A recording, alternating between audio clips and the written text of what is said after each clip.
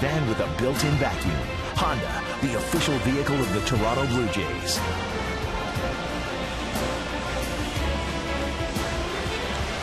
Welcome to Rogers Center. The roof is open on a gorgeous September night. The Yankees will play their final game here at Rogers Center in the 2013 season.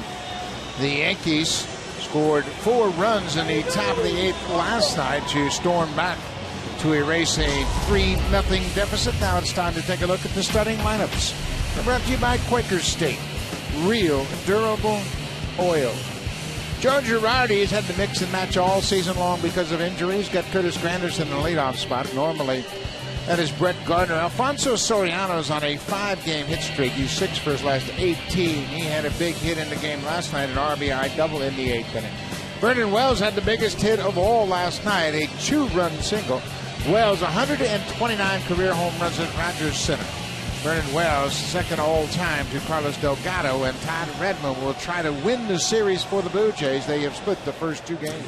Todd Redmond gets ready for his 12th start of the season. The team is 5-6 in his 11 starts so far this year. Pitched a great game last time out against Baltimore, probably his best. 6 1/3 innings against the team, trying to get into the playoffs.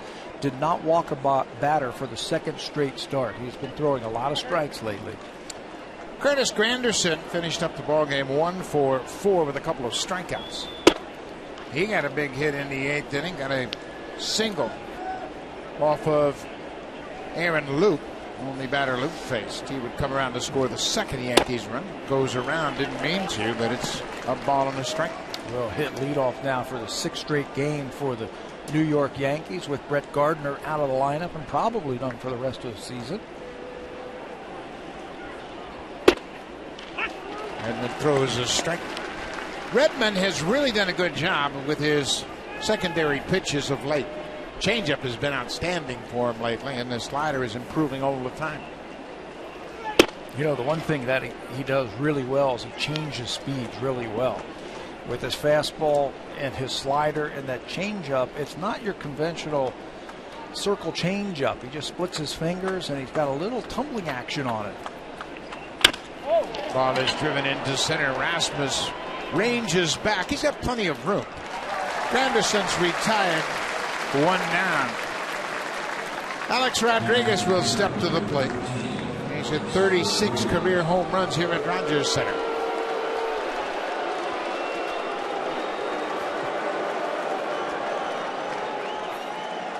And he gets his normal welcome. A-Rod last night was 0 for 4 with a strikeout. He also walked in the game. Delabar struck him out in the 8th inning, but that was the last batter that Delabar would retire, the only batter he retired. Something that the Blue Jays have been doing all year long, holding leads. Just their 3rd loss against 51 wins when leading after 7 last night. The Yankees have beaten the Blue Jays 14 times this year, and they've had 9 come from behind wins. They have just continued to be persistent. They never give up against the Blue Jays, and they have stormed back all season. A-Rod strikes out, 2 down. Let's take a look at the defense behind Todd Redmond. Anthony Goes playing in left field. Colby Rasmus in center, and Moises Sierra is in right. Brent Lowry making his 91st start at 3rd base. Reyes and Goins have been a great double play combination. Lind is at first base, and JP Arancibia behind the plate for Todd Redmond. Sierra's made a couple of errors in the outfield. He's had some bad breaks on baseballs, but I think he needs to play the outfield the rest of the way here this season. He's DH'd the last couple of nights. He needs to go out there. The Blue Jays have to find out if he can play here defensively in the big leagues. So just let him play the rest of the way. It's only about 10 games left. Why not? Robinson Cano taking all the way. Wasn't really sure if that was a strike. Home plate umpire thought it was. Brian Knight behind the dish tonight. Cano for the season, a .311 average. Fouls it back. One thing Redmond has done throughout his run as a starter, he's pounded the strike zone. That thing, what you just said, pounding the strike zone, that is his forte right there. He can do it with 3 different pitches. One thing I'm impressed with, he's not afraid to challenge you. He'll throw that fastball and he'll challenge you with a fastball up. Hit sharply. Reyes takes a wicked hop, throws to first. Good inning for Todd Redmond. The retires the side in order. When we come back, Jose Reyes will try to get something going.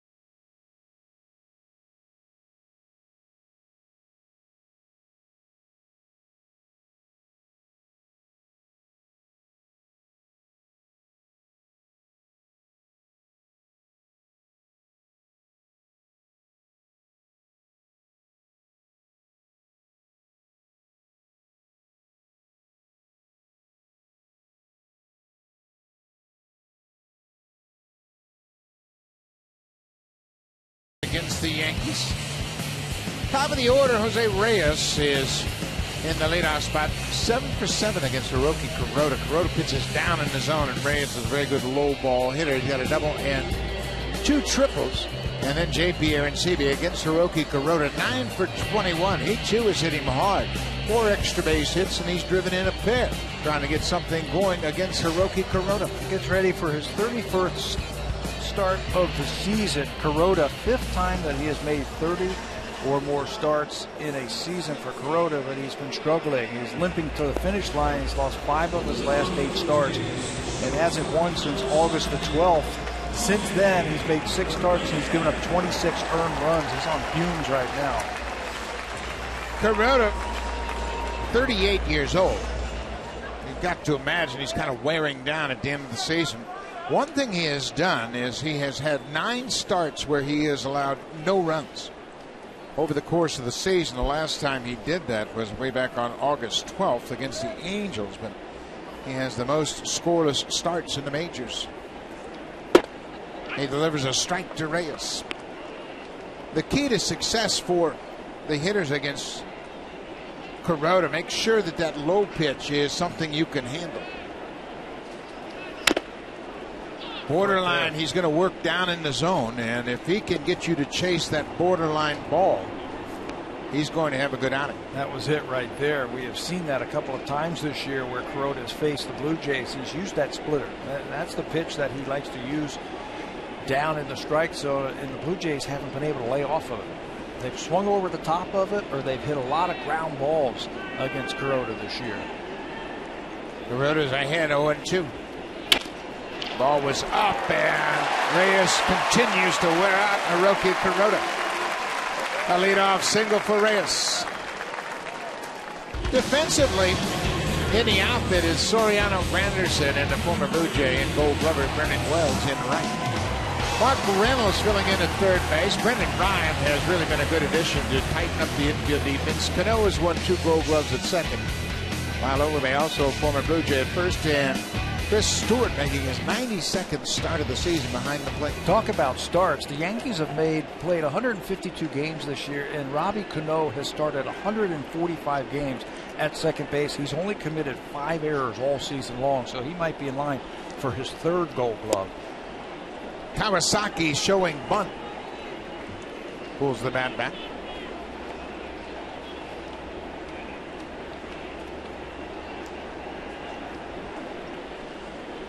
Munenori Kawasaki's the DH tonight.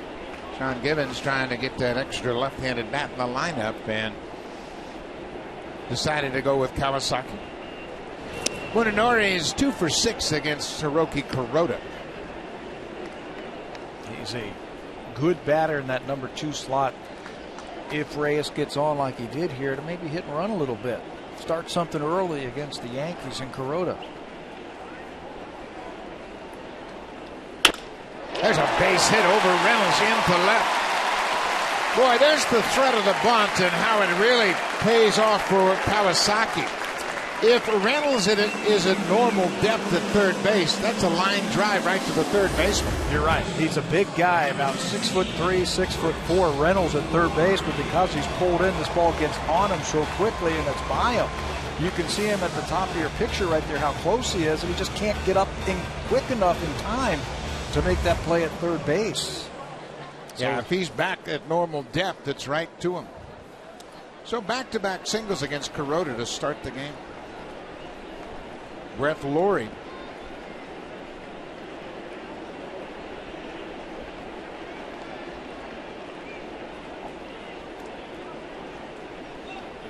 Bouncing ball. Ryan shovels to second for one. Cano has no chance to make the throw to first. All they can get is the force at second. Let's take a little closer look at the scouting report for Hiroki Kuroda. Fastball, slider, splitter. They'll throw a changeup also, and a little bit of a curveball. So he's got 5 pitches, but these are the ones that you'll mostly see. And I think the key is against that splitter, that breaking ball, you got to lay off of. You got to make him get it up. You saw what happened when Reyes made sure he got that ball up. He hit it hard into right field. Adam Lind has not fared well against Kuroda. Just 1 for 13. 1 out, runners at the corners. Bouncing ball, Kuroda. He'll come to the plate, and they've got Reyes in a rundown. Laurie's got to come all the way to third, and he will get there. But both guys are there, and he has called them both out. How can he call them both out? He was standing on the base, and Reyes wasn't back to third yet. Interesting. You tag the runner in the back first because that base belongs to the first guy, Reyes, who's going, that's his base. So they tagged him, and then Reyes wasn't on the bag, and they tagged him again. You're right. Dan Iasonia, the third base umpire, and watch how they execute this play.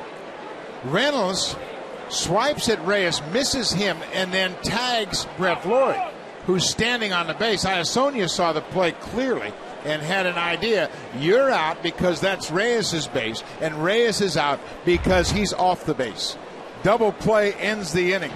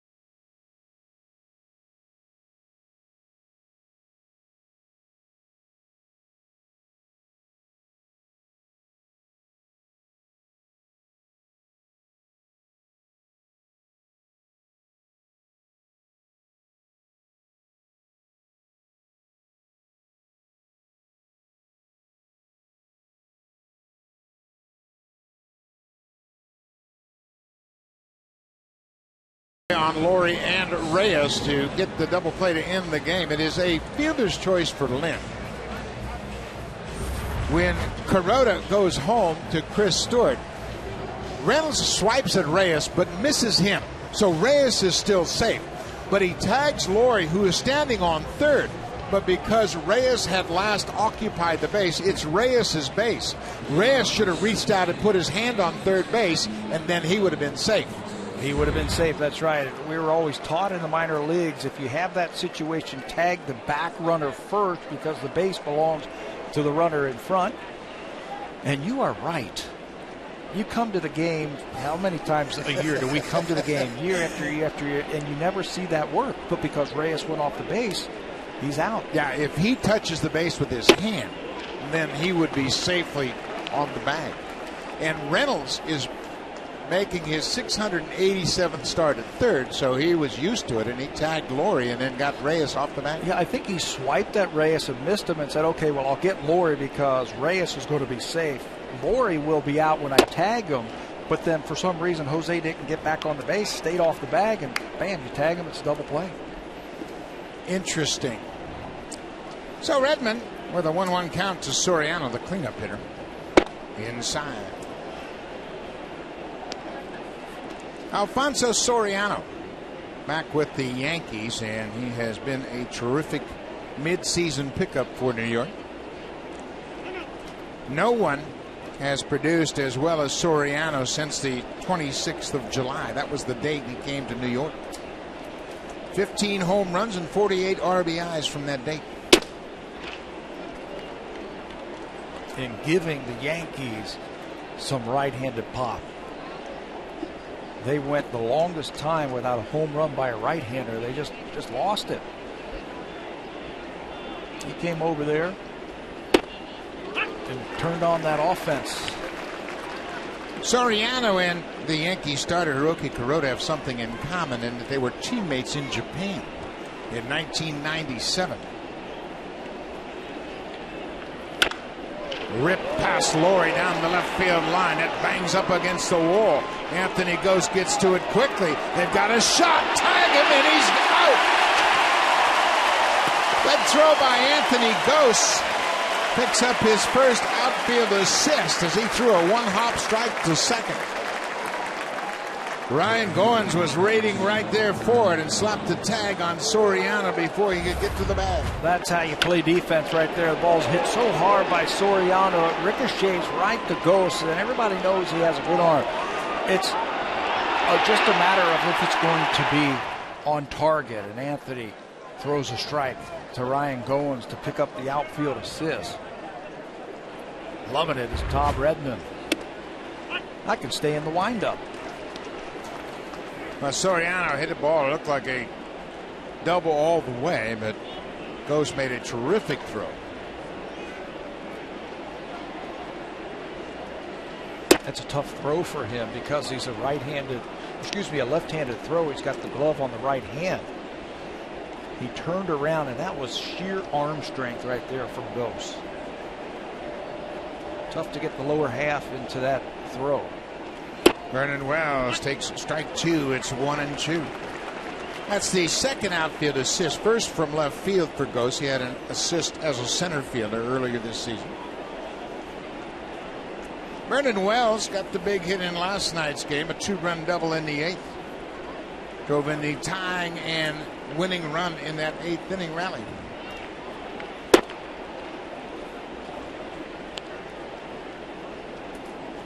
That was a big win for the Yankees last night. That could have been their season if the Blue Jays hold on and win that ball game. But they fight back, they get a win. It snapped a 4-game losing streak for the Yankees. Joe Girardi's Yankees have owned the Blue Jays this season. 14-4 for the season. That's the most wins against the Blue Jays in franchise history. And we mentioned they've had 9 come from behind wins this season. Just can't put them away. All season long, they just have not been able to put them away. And they haven't had their horses most of the year. No Sherrod, no A-Rod most of the year. Granderson was out twice. Jeter's only played 17 games. And the Yankees still have been tough on the Blue Jays. You know what they have had, though? That guy at the end of the game. That if they get the lead in the 8th inning, chances are they're going to win. Full count to Vernon Wells. He takes ball 4. Todd Redmond has done a pretty good job of filling into the rotation, trying to make a bid for a spot next year Last time out against the Orioles, he was great. Pitched into the seventh, allowed just 3 hits, didn't walk a batter, and struck out 7. That's 2 straight starts that he did not walk a batter.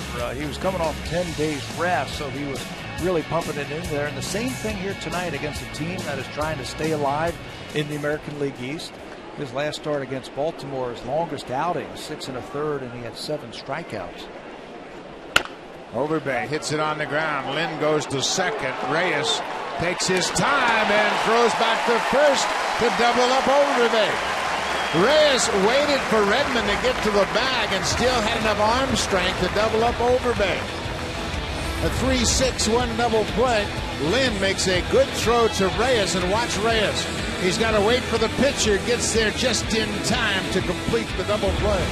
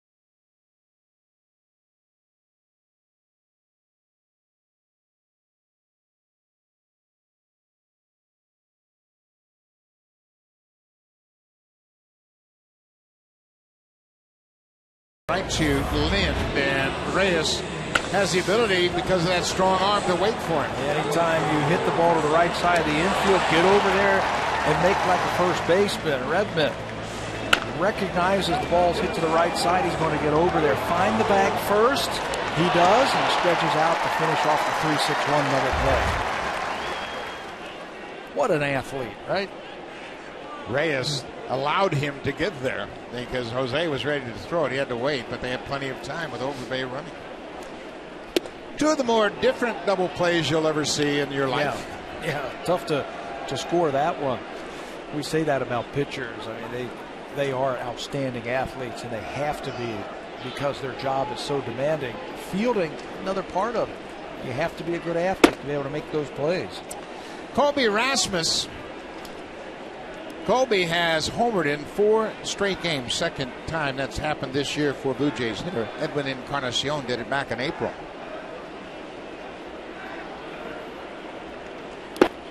That's the second longest consecutive games of the home run streak, and several players have done that.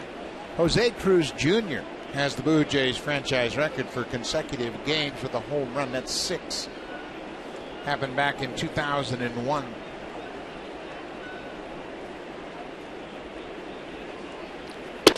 Outside, it's 3-1. Tell you what they're going to try and do, I bet, with Rasmus. They're going to have to try and elevate the fastball. All 4 of the home runs that we have seen on this homestand from Colby have been pitches that are down. He's a very good low ball hitter. Had a good rip at that one and lifts it down the left side. That'll reach the seats out of play. Well, you can see Chris Stewart was set up down and away, and that's been a danger zone with Rasmus lately. That might be a mistake. They might get him, but they might pay the price at one time. Chris Stewart back behind the plate. He started in the opener. Ball 4. Tried to get that cutter on the outside corner and missed. So Rasmus is at first. That'll bring Moises Sierra to the plate. And boy, what a September he's had. How about all the extra bases? That's what you want from your corner outfielders. You want a bat that can hit extra base hits, and Moises Sierra can do that. 14 of them in the month of September, the most in Major League Baseball. And he has hit doubles to left center, down the left field line. We've seen him hit a double to right center. We've seen him hit balls down the right field line. That's what you want from your corner outfielder, some production. Especially from a young hitter like Sierra. His average over 300. But early on, get yourself established. Don't try to do too much. Don't think about impressing with the long ball. I am more impressed with the consistency we've seen from him with the extra base hits. And the way he has handled the different types of pitches. They've tried curveballs, and he's shown that he can hit those, and they say, okay, well, you've shown that you can hit the curveball. Let's see if you can hit this fastball. And he's turned on a couple of those. That's the mark of a good hitter, to be able to handle everything that a pitcher will throw at him. And chances are he's going to see the split right here. 0-2. Rasmus with a short lead at first, and there's a ground ball that's going to sneak through the right side. Vernon Wells gets to it quickly. Rasmus has to stop. Well, there's a great example. Good defensive approach at the plate, protecting the plate, and he ends up with a base hit. Yeah, if you hit the ball all over the field, how do you defend it? You can't put so many guys on one side of the field or vice versa. That looks like a little cutter or a slider down and away, and he just stays right with it. Plate coverage, you don't have to hit the ball hard sometimes. Just put it where they're not standing. A year ago, he's strikeout victim right there. Yeah, tries to hit it too hard, pulls off of it, and doesn't go the other way. He's made some dramatic improvements. Ryan Goins had a big moment last night in the fourth inning. He hit his first big league home run. Came off of David Huff. Outside. Goins is 2 for 3 against Kuroda in his only other game against Hiroki Kuroda. And we asked him, did you get the ball back? And he did. And you know what it cost him? A Jose Bautista signed baseball. Nominal fee. Bautista was good enough to extend that offer to the fan that had the baseball. That's a foul ball right at home plate. So Bautista signed a baseball, and Ryan Goins got his first Major League home run baseball back. I saw Jay Bell get his first big league home run off of Bert Blyleven and never got the ball back, because the home run given up by Bert Blyleven was the 50th of the season, which was a Major League record, and the fan knew it. It was in Minnesota, and he said, I'm not giving this ball back because it's going to be worth a lot someday, because it set a big league record. Most home runs given up in a season. 1-1, nobody out. Runners at first and second. Owens tries to bunt, hits it off the end of the bat. Well, let's see this home run. It's off of a left-hander. David Huff wanted the ball away, got it down the middle, and Ryan Goins says he's a hitter with rhythm. He needs rhythm at the plate. Well, he got everything there, and now his teammates are going to show him when he comes back to the dugout. He said he had a hard time suppressing the smile. He knew what they were doing, but he said, I had to smile anyway. I was feeling so happy about that first home run. And his old manager was the first one to give him a fist pump, too, right?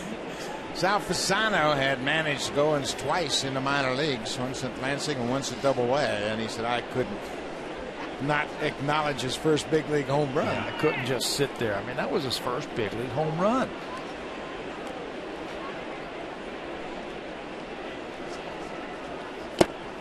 Kuroda strikes out Goins. First strikeout of the night, 1 down.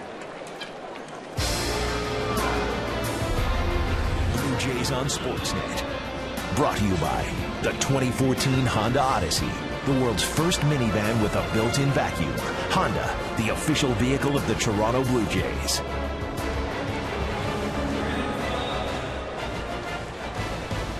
After tonight, just 3 more home games for the Blue Jays. It'll be the final weekend of the season. Tampa Bay will be in town Friday night, Saturday afternoon, and Sunday afternoon. JP Arencibia. JP was 0 for 4 with a couple of strikeouts last night. Mariano Rivera struck him out to end the ball game and pick up his 44th save of the season. Arencibia's average has dipped under 200.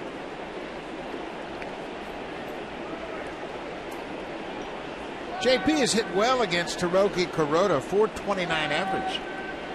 9 for 21 with a homer.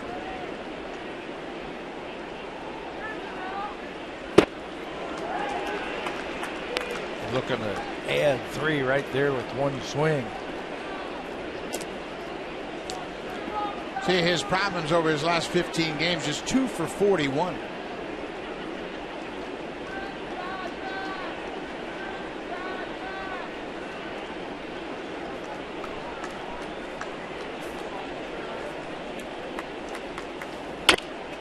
Ground ball. Reynolds going to the bag. Steps on third across the diamond. Double play. So the Blue Jays have hit into 2 double plays and both unusual. Reynolds steps on third, fires across the diamond to end the second.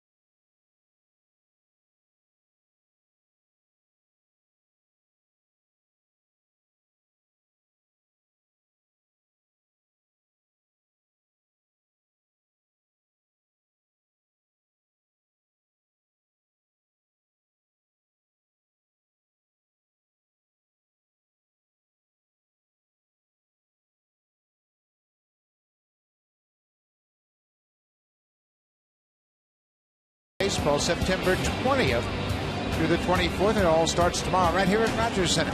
Blue Jays Hall of Famer Roberto Alomar will host a showcase baseball tournament at Rogers Center, highlighting some of Canada's best amateur baseball players with college eligibility. Tournament passes are now available at bluejays.com/T12, and many of the players are right there on your screen. They're all in town, anxious to play right here at Rogers Center in a very competitive baseball tournament. All these young players are college eligible players that hope to attract some attention from a school in the U.S. and get a scholarship. Get started tomorrow, and there's going to be a lot of scouts here. I understand that all 30 MLB teams will be here to take a look at it, and I ran into Dwayne Ward before the game today, and Ward was fired up about that, getting to coach some of those kids. Mark Reynolds has been involved in both of the double plays tonight. He had an unusual double play in the first, and he tagged out both runners at third, and they were both called out. We have had 3 double plays already tonight, and I wouldn't classify any of them as routine at all. Blue Jays turned a 3-6-1 double play to end the second, and the Blue Jays have hit into 2 double plays. Well, there's a hanger that Redmond got away with right up in the wheelhouse of Mark Reynolds. We're into third, no score.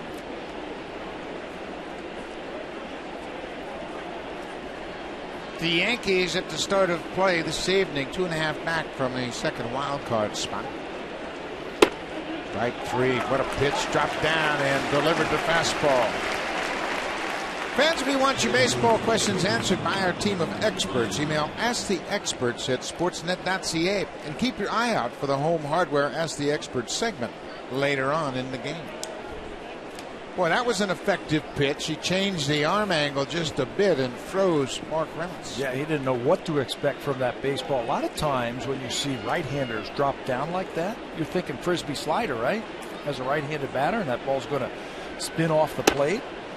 But Redmond dropped down and threw a fastball right down Broadway. And Mark Reynolds couldn't pull the trigger. Brendan Ryan had a big hit in last night's game, a leadoff double in the 8th off Jay Happ. That chased Happ out of the ball game and turned the fortunes around dramatically. Blue Jays bullpen came on and they couldn't stop the Yankees. New York would eventually get 4 runs on 5 hits.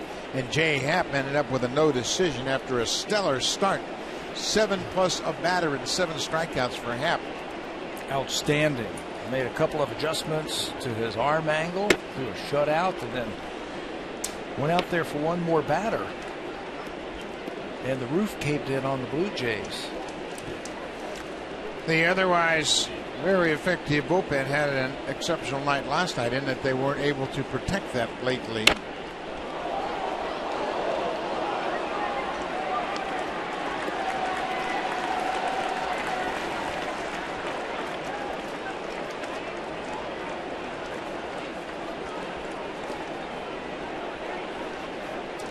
Bullpen has been good. Delabar had a rough outing last night, retired only 1 batter he faced.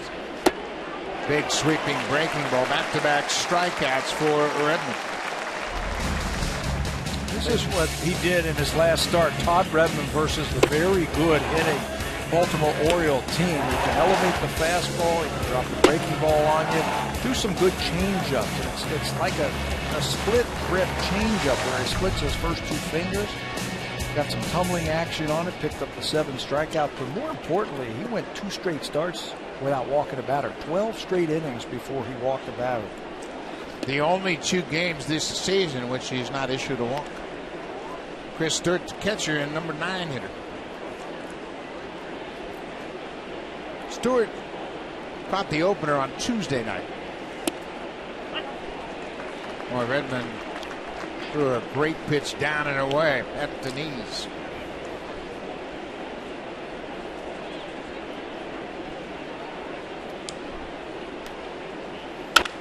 Went right back down there. This ball is hit toward the alley. Rasmus giving chase. It bounces up against the wall. Stewart is going to stop at second with a 2-out double. His 6th double of the season comes with 2 outs. Boy, he went down there and got that one. Almost the exact same pitch. Fastball down and away, and Stewart drops the barrel of the bat on that ball, goes down and golfs it into left field. The outfield was playing very shallow against Stewart. Both Ghost and Rasmus, so he hits it over the head, crosses him up. Stewart, we mentioned, he's making his 92nd start behind the plate tonight. Far and away the most games he's ever played in the big leagues. Curtis Granderson takes one just off the outside corner.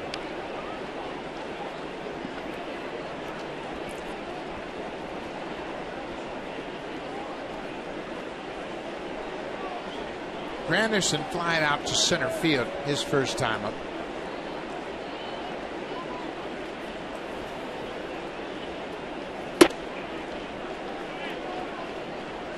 Two 2-0.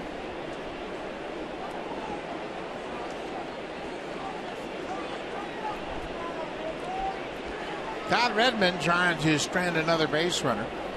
Yankees have had trouble delivering clutch hits lately. Did he check? He appealed to third, and Iasonia said he went around. Looked like a pretty good pitch, too. 2-0. Got that slider underneath his bat. Let's see if Granderson goes. 2 balls and a strike.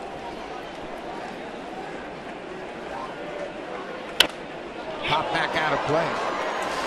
The Blue Jays outfielders have to remind themselves who's running from second base. It's the catcher, Chris Stewart.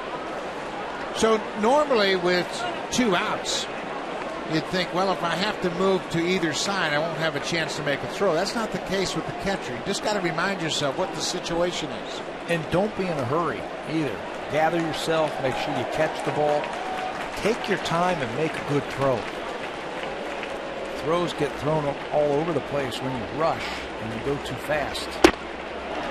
Strike 3. Anderson checked his swing. He caught the outside corner. Redmond strikes out this side and leaves a runner in scoring position.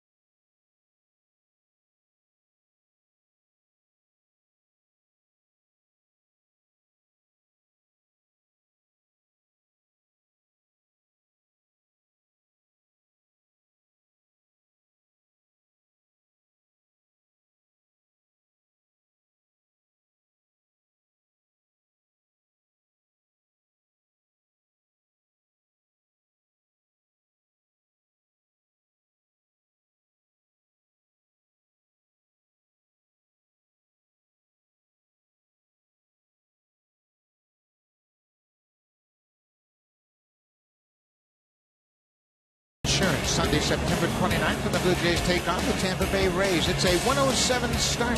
First 20,000 fans will receive a Blue Jays 2. All the Blue Jays at 416-341-1234. You can always get your tickets by logging online at BlueJays.com to order your tickets. Just stop by most Rogers Plus locations. Before too long, you're going to need that ticket, so make sure you're here on the final day of the season, September 29th. Scoreless game as we move to the bottom of the 3rd. Anthony Gose will lead things on.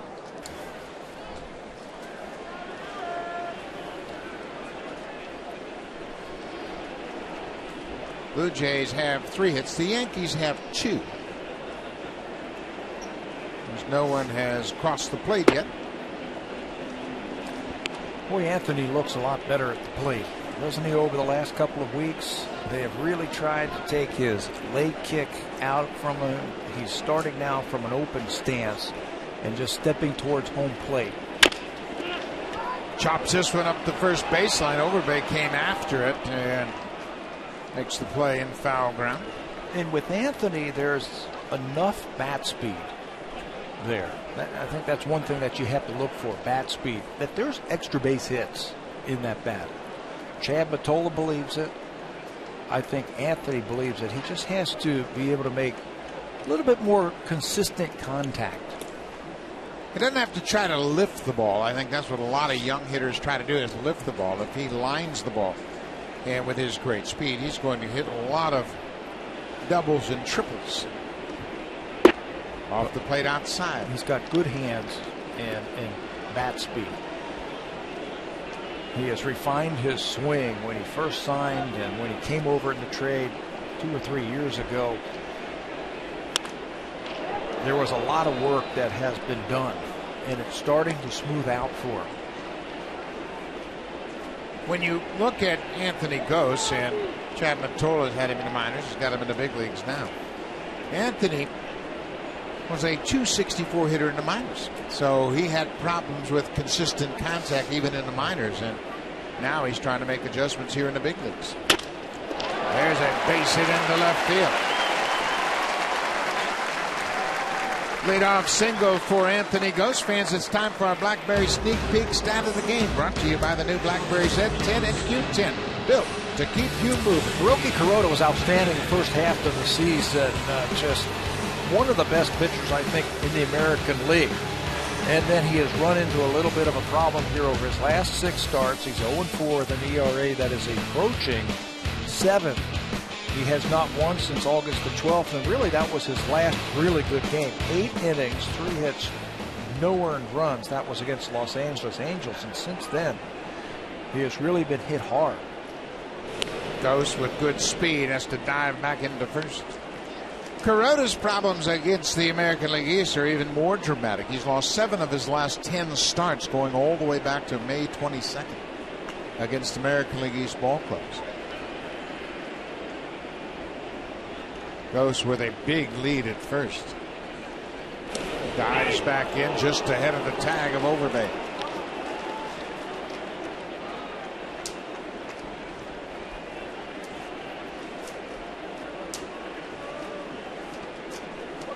Anthony Ghost with the leadoff single.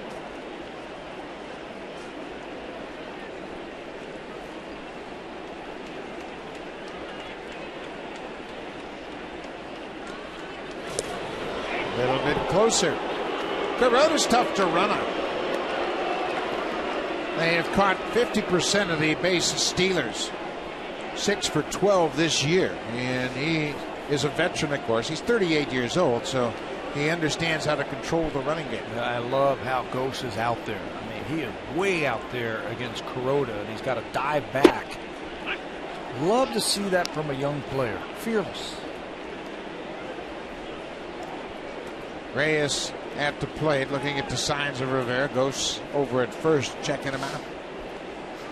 Chris Stewart aware as well, and Hiroki Kuroda trying to shut down Ghost at first.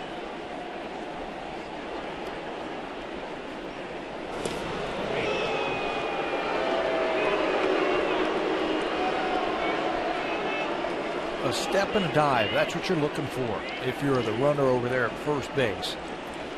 A step back to the bag and then a dive to the back edge of that base. That's what you're looking for, and Ghost is doing it. He's finding out that he can get out there. Now, he might get picked off, but he's learning a little something about himself. This looks like a pitch out. Nope. Reyes drives it toward the alley. That's going to split the outfield as a watch Ghost run. He's headed for third. He's going to breeze around third and come in to score as Reyes is 2 for 2, and he is giving the Blue Jays a 1-0 lead.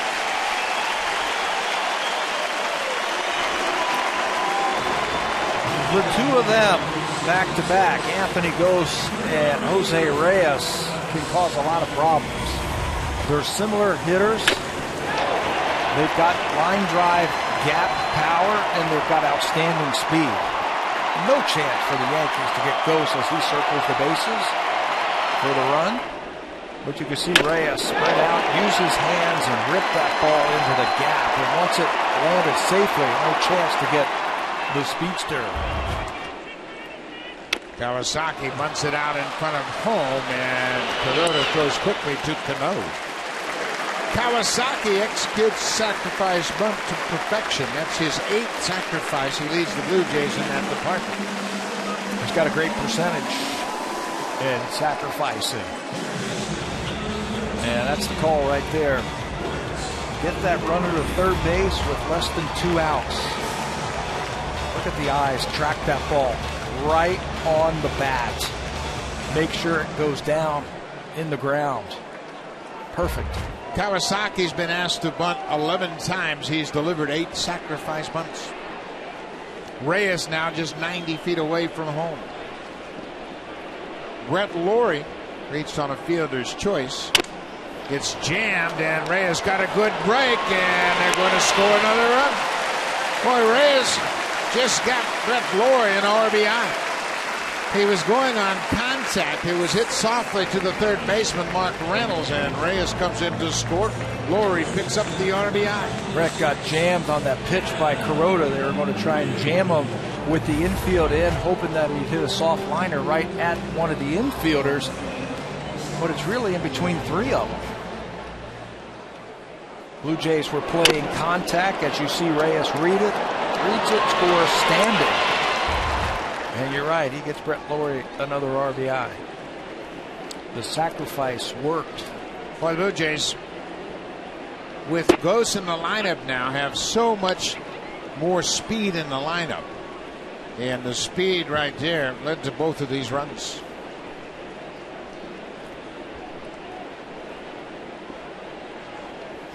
Lynn drives it over Reynolds into left field. Kuroda continues to have problems against the American League East ball clubs. And Joe Girardi now has to think about his next move.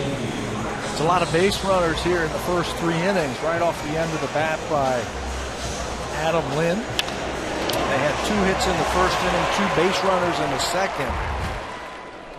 3 hits now here in the third. And they can't wait around. They cannot afford to wait around. Larry Rothschild, the pitching coach, and Girardi discussing their next move. 2 runs on 6 hits allowed by Kuroda. Rasmus, and swinging a hot bat, he walks to start the second inning.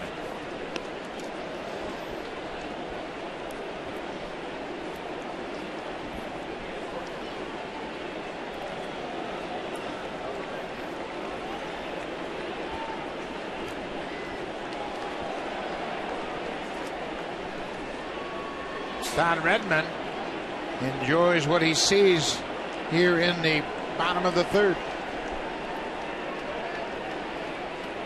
Outside.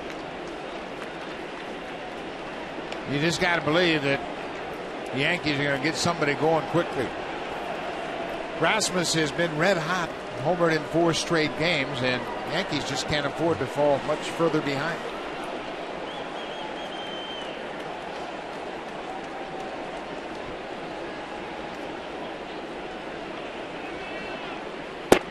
Right on the corner. Well, the fastball has been a problem for Hiroki Kuroda the last month and a half or so. His average before August the 1st off the fastball, 279. Since then, 340, and it's been the location. He's been more middle of the plate with his fastball, and he's been getting hit hard over the last 6 weeks or so. Off the plate outside. Rasmus is seeing the ball very well out of Kuroda's hand tonight. That's a helpless feeling for a manager and a pitching coach early in the ball game to watch your starters struggle. Well, they pulled the plug yesterday early. 3 1/3 innings by their starter Phil Hughes, and their bullpen covered that. Ball 4. Rasmus walks for a second time. The Yankees last night used 3 relievers, and Larry Rothschild is out of the dugout. And we mentioned the second half of the season has not been kind to Hiroki Kuroda. He is 38 years old. He originally signed with the Dodgers in 2007, signed a 3-year deal to come over to the major leagues from Japan. He's in his second year with the Yankees, and he's actually pitched very well in the American League East. Yes, he has. He has fit nicely as their number 2 right behind CC Sabathia. And again, first half of the year, he was outstanding. It kind of reflects the struggles of the Yankees overall. You can talk about all the position players they have lost to injury in the course of the season, but all of their problems really focused on the starting pitching.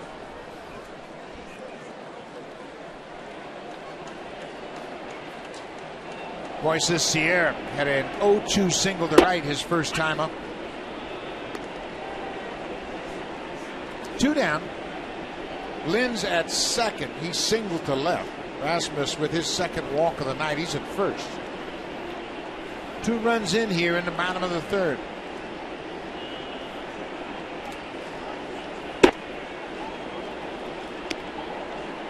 Boy, a chance to come up with a big hit right here, Sierra. Well, here's where Sierra really has to make sure he gets a good pitch to hit. Don't get too excited just because you have a 2-0 pitch coming. Excuse me, it's 1-1. Extra base hit. Just hit it hard somewhere. And that's the main thing, I think. Two strikes now. He can try and cut it down and pick up a base hit.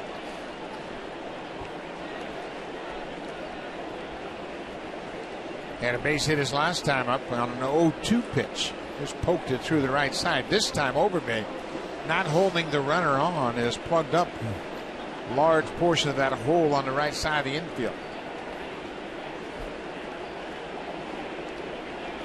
Way outside. Still no action in the Yankee bullpen. Boone Logan is not available until tomorrow. They hope to have him back tomorrow. He's active. Got bone spurs in his elbow. He threw here yesterday and deemed himself ready for tomorrow. Way outside. Tough lefty who's better late in the game. As a situational lefty, they've got plenty of pitchers, but a lot of them are unproven down in that bullpen. Of course, they used Robertson last night. David Huff probably unavailable tonight. He went 3 innings and pitched very well once again against the Blue Jays. David Phelps might be the guy that Joe Girardi is zeroing in on. Full count, 2 outs. The runners are off on the pitch. Ball 4.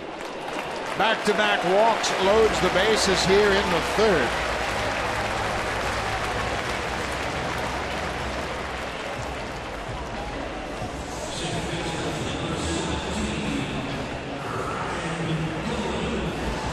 And we mentioned just what a helpless feeling it is for a manager to watch your starters struggle. 3 walks already, 6 hits in the ball game. Blue Jays have scored twice already this inning. The bases are loaded. Lynn singled, Rasmus walked, and Sierra took the walk right behind Rasmus.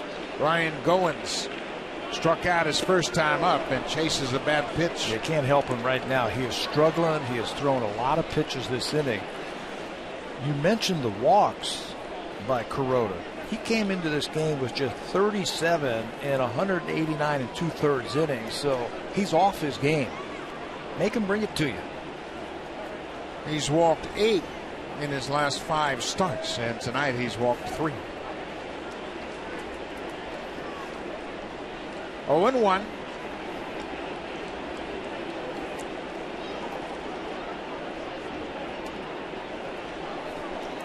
Outside. Ball and a strike. J.P. Arancibia is on deck. If Goins can keep the inning alive. Boy, you've heard the term in baseball, keyhole a guy, right? That means make sure you see it. Make sure he puts it exactly where you want to. Because right now, Kuroda is struggling to throw something in the strike zone. Just keyhole him.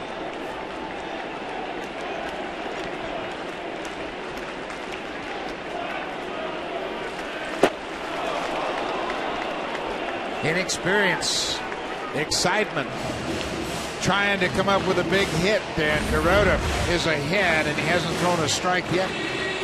Not yet. That's that split finger fastball, 1-1. And that one actually bounces in the dirt. So it's 1-2 where it could be 3-0.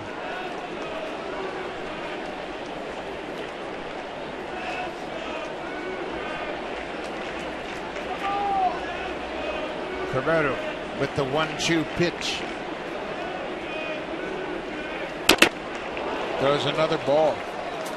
But with 2 strikes now, Goins has to expand the strike zone. He's already done that in this attack. And he's let Kuroda get the upper hand. Well, where is he going to try and get him out? Down. Down. So that's where you should set your sights, right down. Anything up, just take it. Set your sights down. Look down there. It could be a fastball, it could be a sinker or a splitter, but look down.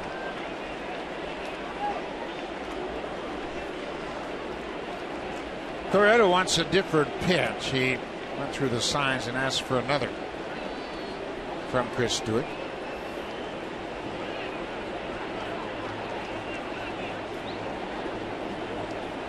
Now they're set.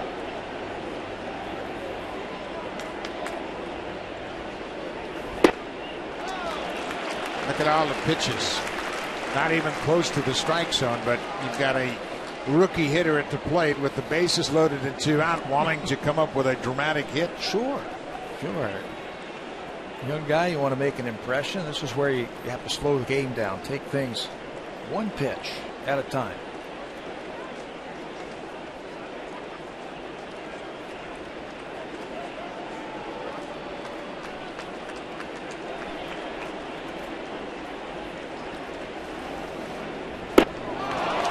Strikes him out. The Blue Jays leave the bases loaded.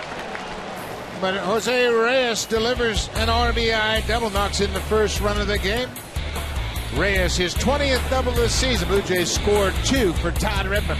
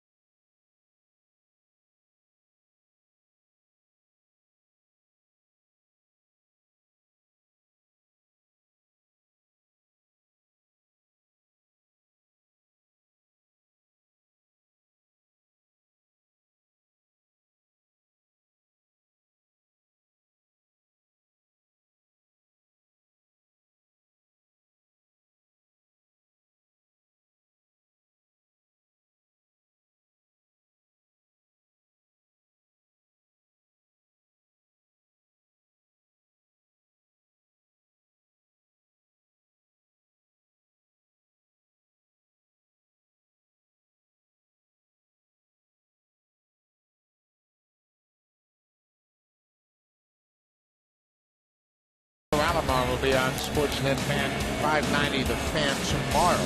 He joins Greg Brady and Andrew Walker tomorrow morning at 8:20 a.m. on Sportsnet 590. Roberto Alomar is the host of the baseball showcase here at Rogers Center. I'm sure he wants to bring you up to speed on all of that.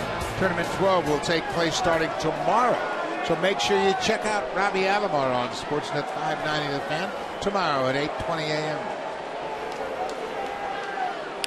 Alex Rodriguez goes after the first pitch and pops it up. Reyes shuffling to the outfield. Here's Ghost, call for it, and pulls out of the way. 1 pitch, 1 out here in the 4th.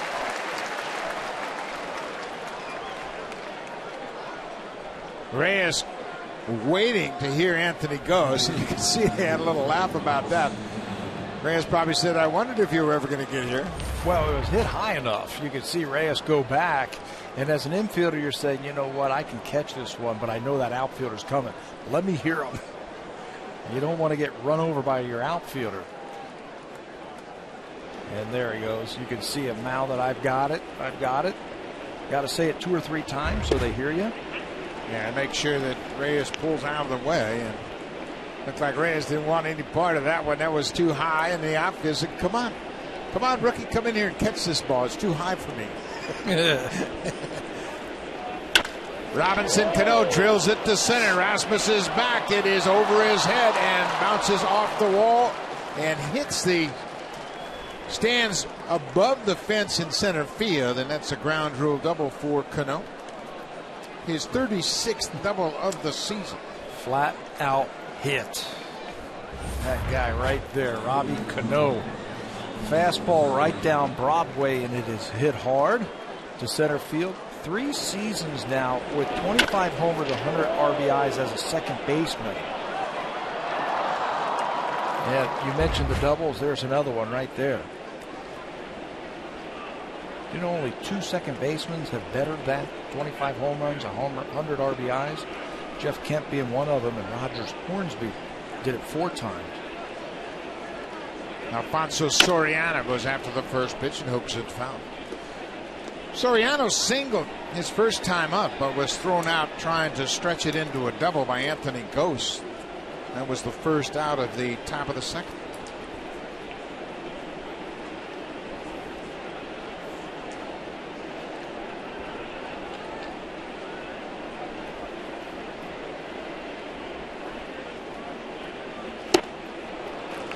Or that good breaking ball, and Soriano waved at him. He throws it, Redmond, almost sidearm. Not completely, but almost sidearm. So his fastball and his breaking ball are coming out of the same slot. And for a hitter to pick up the spin, it's tough. Tough to pick up the spin from a guy who throws like that. Fouled into the glove of Aaron Sevia. Redmond picks up another strikeout. Number 5 for Todd Redmond. The Stunners have actually gotten on a pretty good roll here toward the end of the season. Over the last 17 starts, they're third in the American League in ERA, second in opponent's batting average, second in WHIP, and they've allowed just 9 home runs. That's tied for 4th fewest in the American League. But if you're cynical, you could say, well, you know, it's after the fact. They're out of it. They haven't played too many tough ball clubs of late. But on the other hand, you just have to realize that they shut down the Orioles fairly effectively. And they're handling the Yankees. This is popped up by Wells. Goins calls for it, makes the catch on fair ground. Cano gets a double, but they strand another base runner. Middle of the 4th. Blue Jays have a 2-0 lead.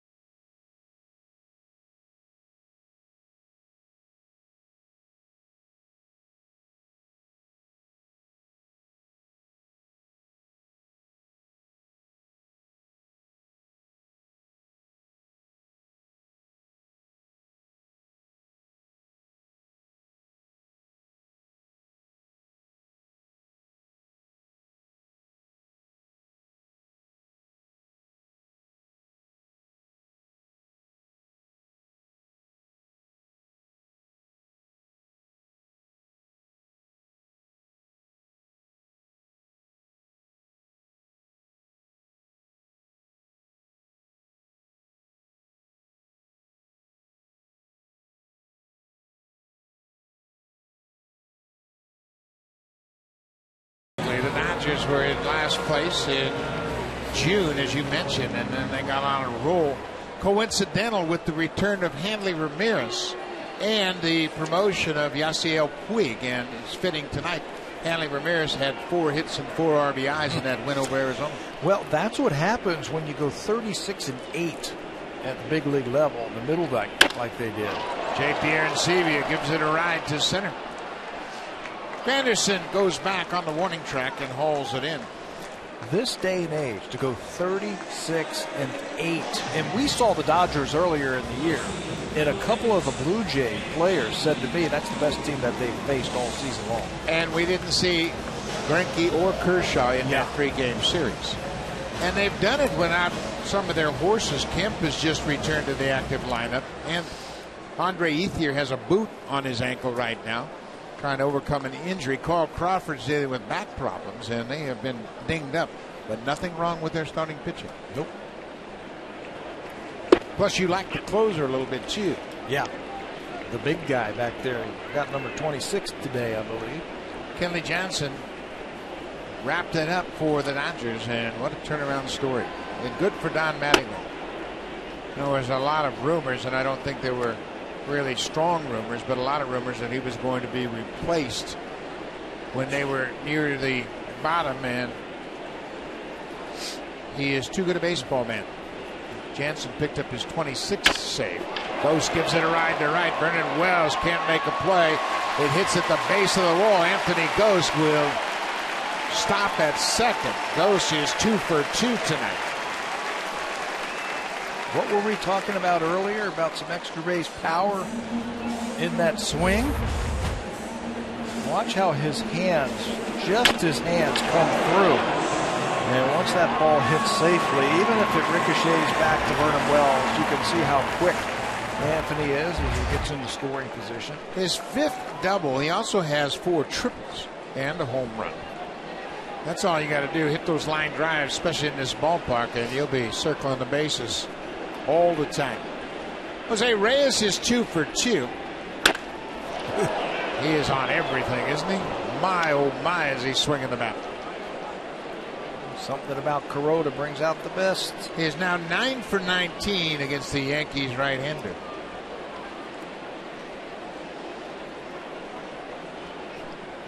Still no action in the Yankees bullpen.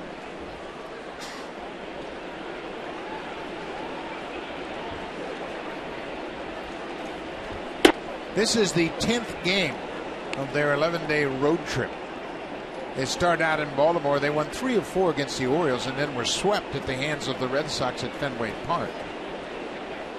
Yankees and Blue Jays have split the first 2 games, and they will go home tomorrow to play the San Francisco Giants in an oddity with the 2 teams now 2 leagues, 15 teams each.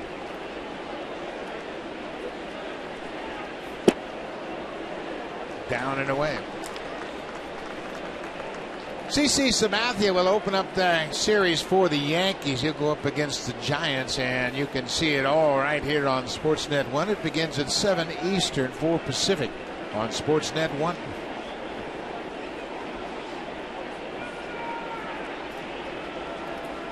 Tim Lincecum will go to the mound for the Giants, and the Yankees and the Giants have only played 6 games since the franchise moved to San Francisco. They're 3-3 in those 6 games. But they have a significant history against the Giants. Yankees and Giants have played more World Series games than anybody.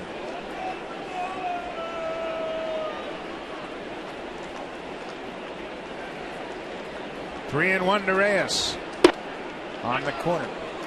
Yankees and Giants.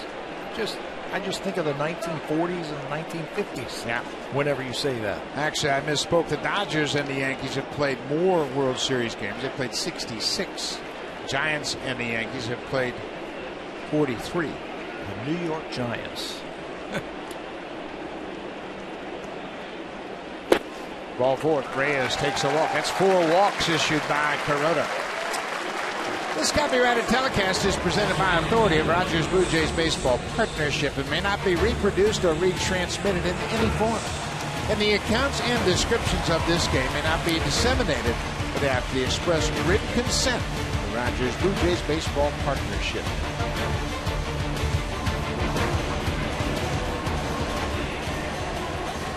Bottom of the 4th, Blue Jays have a 2-0 lead and are threatening to expand that lead.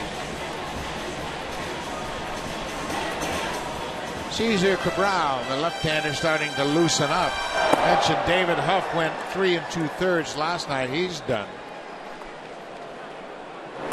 Boone Logan not available until tomorrow. Munenori Kawasaki goes around. Kawasaki had a sacrifice bunt his last time. He singled to left his first time up.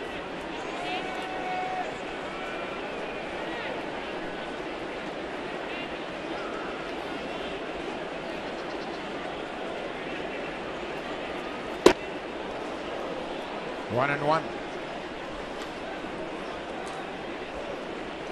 Kuroda's given up 2 runs on 7 hits, and he's issued 4 walks. Blue Jays have had plenty of opportunities to build on their 2-0 lead. At least 2 base runners every inning so far. Wait him out. Just is not as sharp as we saw him earlier this year. Bouncing ball. That's a fair ball, and Overbay steps on the bag. Kawasaki's retired. The runners move up. And Gibbons is coming out of the dugout. He's going to argue whether that ball was foul. Mark Carlson, the first base umpire. And Gibbons, you could see him hold his hands apart as if to say that was 2 feet foul. No, it wasn't. Yes, it was. No, it wasn't. Okay. Yeah. What else can you do? Ball hit off the plate and ricocheted down to first base. It's just got to get any part of what the umpire thinks goes over the bag. You see what the problem is for the umpires on that play? They get camped out on that foul line, and the first baseman gets right in front of them. So there's a chance their view of that ball will be obstructed, and they just kind of assume it's going to be a fair ball. But Gibbons gives up the argument and returns to the dugout. Having sat in that dugout, you have a perfect angle looking up that first baseline. I mean, you can see it better than anybody in the house as the manager. 2 outs for Brett Lawrie. Picked up an RBI on a ground out back in the third.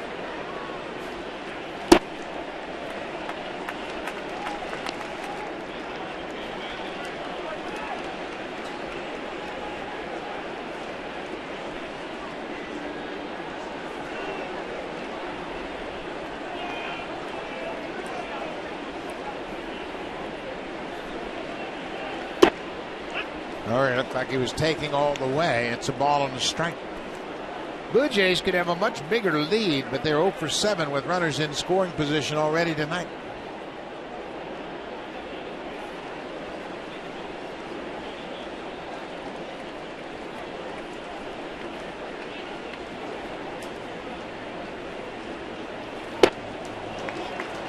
But Kuroda just won't give in. He won't throw anything in the heart of the plate, and Blue Jays continue to chase those borderline pitches.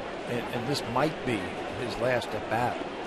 His last batter with Adam Lind on deck. They've got the lefty Warbin out in the bullpen. Don't look for anything straight.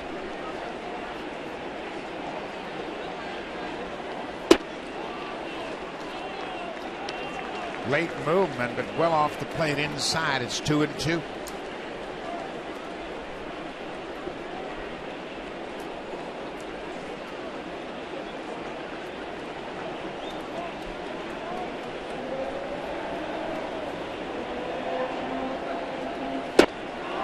Brett Lawrie went around. He strikes out. Blue Jays a stranded pair. We'll go to the 5th. Jays have a 2-0 lead.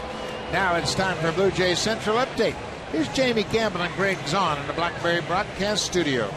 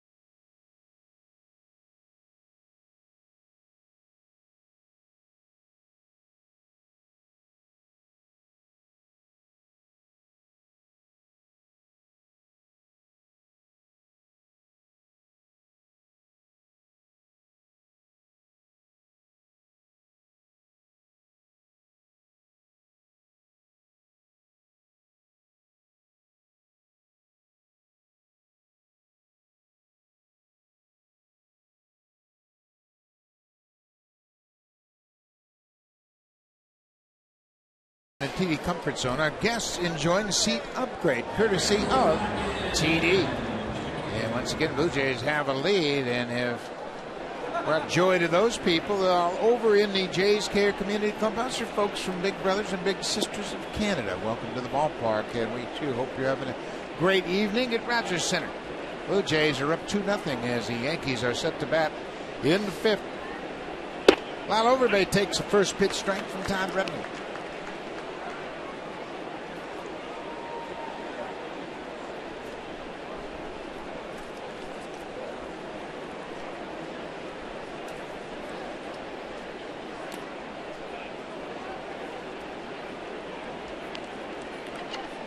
Redmond shutting out the Yankees through 4 innings on just 3 hits. I mean, how many times have we said this?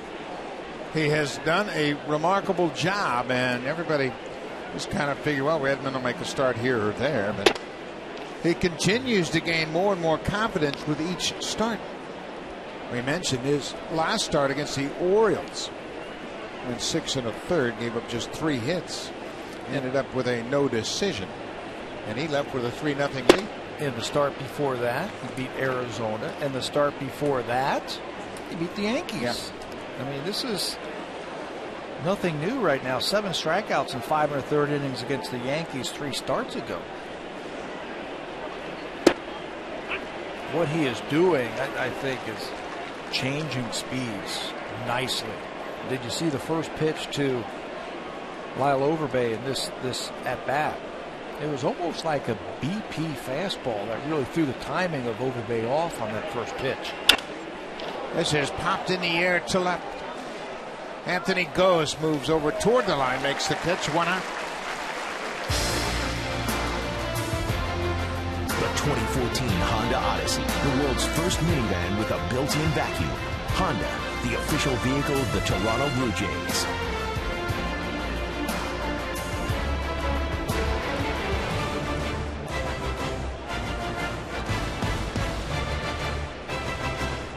Beautiful night in Toronto. Very comfortable evening here at Rogers Center. Blue Jays will go to Boston after this game to play the Red Sox 3-game series over the weekend. Mark Reynolds struck out. Part of 3 strikeouts Redmond had in the 3rd inning. He struck out the side in the 3rd. He gave up a 2-out double to Chris Stewart, but then struck out Granderson to end the inning.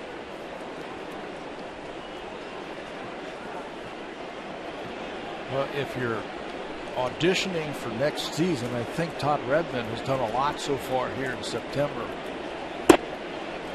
You know, you might not be in the starting rotation, but you certainly are on the radar and be on this team.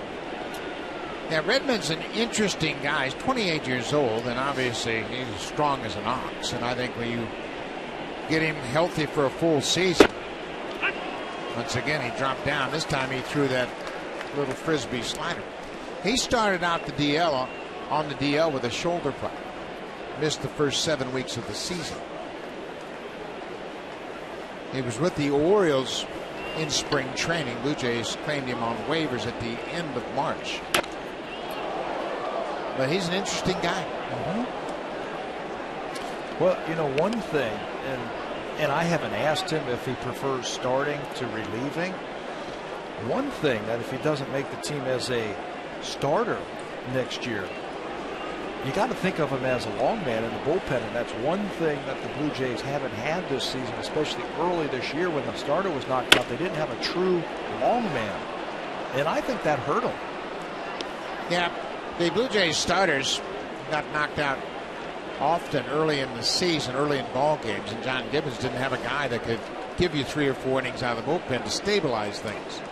So they had to go deep into the bullpen each and every game. A whole bunch of 1-inning relievers.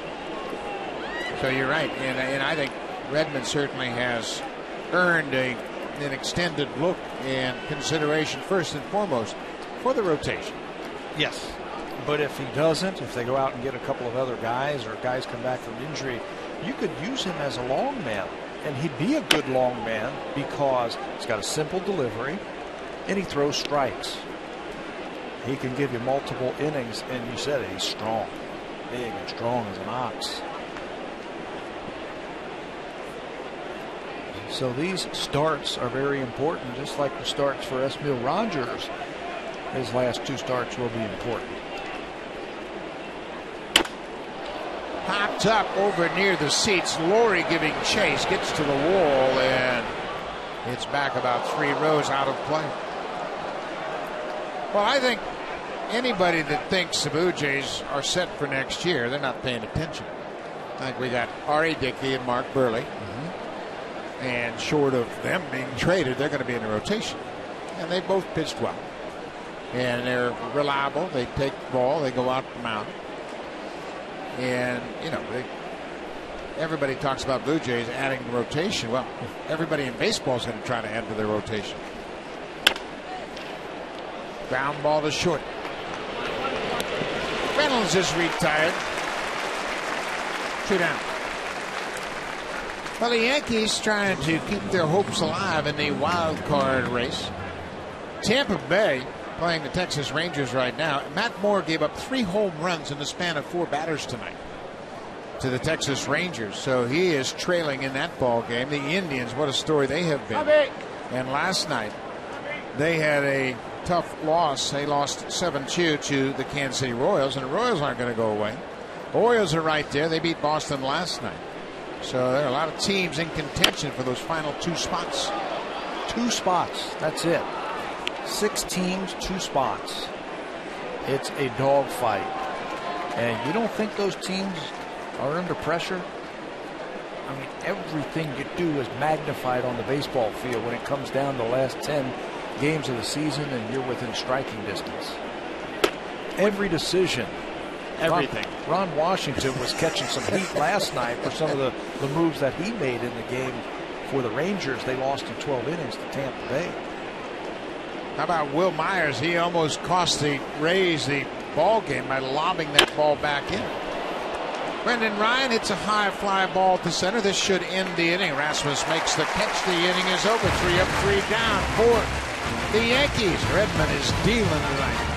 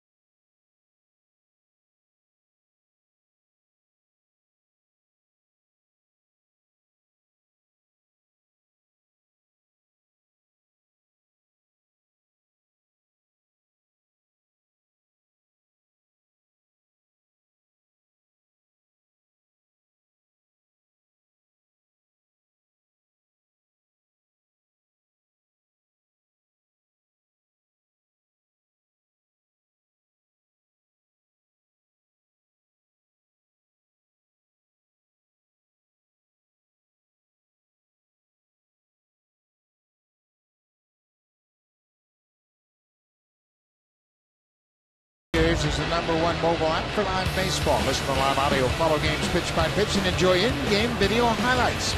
The app is available on the iPhone, iPad, iPod Touch, Android, and BlackBerry Z 10. Season-long subscription packages are available. Visit BlueJays.com for more details. Certainly, if you had at bat right now, you could keep track of all those great American League games in the wild card race. We were just watching your at-bat in between innings right there. Last night's games.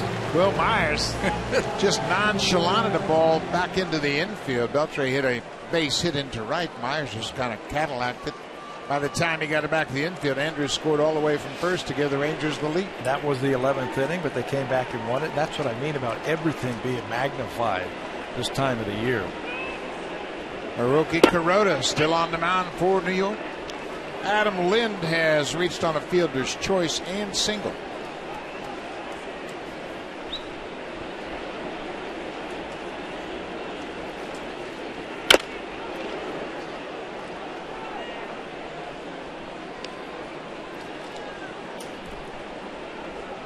Well, Kuroda still has his team in striking distance. The one thing you have to remember about the Yankees, they've beaten the Blue Jays 14 times this year, and they've had 9 come from behind wins.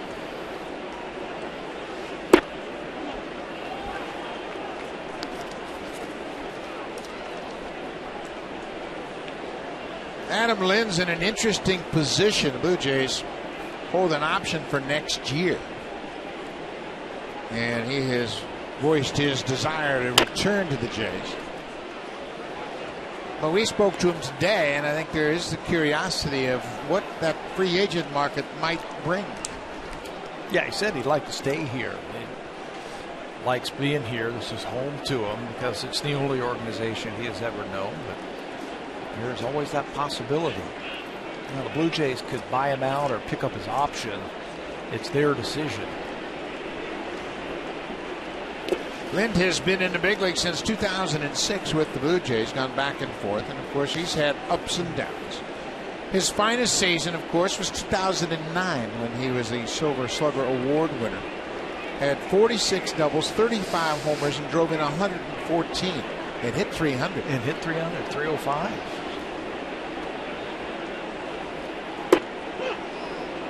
Wow.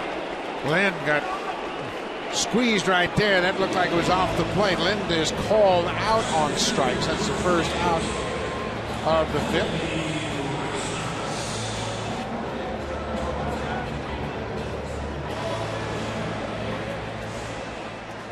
Mark DeRosa says, I want to be like Colby Rasmus. He's so hot, I need a little extra hair. Was that the Colby Rasmus from spring training at the beginning of the season? Colby has been hot. He's walked twice so far tonight and chases a pitch up and in. Rasmus has homered in 4 straight games, and Mark DeRosa said, you know what, I need a little bit of that. That's awesome. Little headpiece. Got the hair flowing, the locks.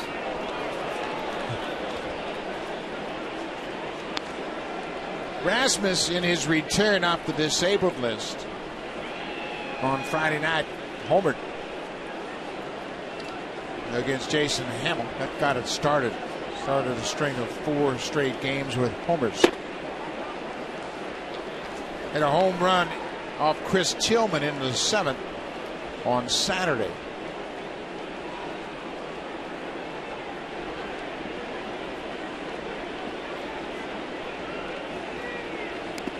He did not play on Sunday because of overall soreness, and he has been swinging a hot bat. First off of Jason Hamill, changeup gone. There's the home run off of Chris Tillman, another changeup. Then Andy Pettit. All of these balls down by Colby Rasmus. First time in his career that he has homered in 4 straight games. Second player for the Blue Jays to do it this season. Rasmus strikes out, 2 down. Let's check in with Jamie Campbell.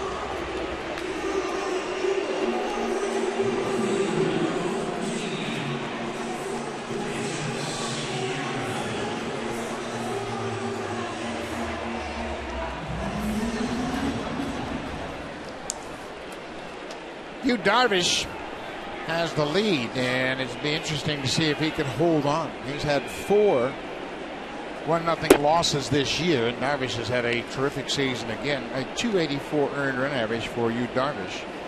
Tampa Bay, after they finish up with the Rangers, will welcome in the Orioles.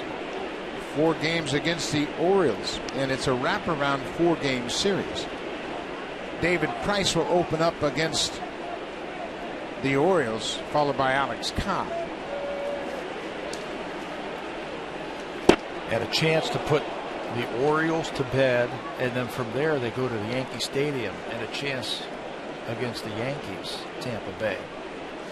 So this next week is going to be a lot of fun in the American League East. Yep, they've got the Rangers tonight, Orioles for 4, then they go to New York and Toronto to finish up the season. It is not an easy path by any means for Tampa Bay. Sierra stays alive, gets a piece of it. Texas, after the Tampa Bay series, they go into Kansas City to play the Royals. Another team that's still alive in the wild card hunt. And then Texas goes home to welcome in the Houston Astros for 3 and the Angels for 4. They wrap up their season at home. Here's the 2-2 to Sierra. You know, all you can ask for as a team is to control your own destiny. And it looks like Tampa can control theirs, and Texas, they win and they're in, period. It's when you have to start hoping teams lose, that's when you get into trouble. Yeah, need a lot of help. That's going to be tough to find at this time of the year. Upstairs, Cleveland and Houston are tied top of the 6th at 1-1. That's the first of 4 in Cleveland. The Indians against the Astros. Cleveland will have Monday off, and then the White Sox are in for 2. Cleveland finishes up on the road. Ground ball. Reynolds at third.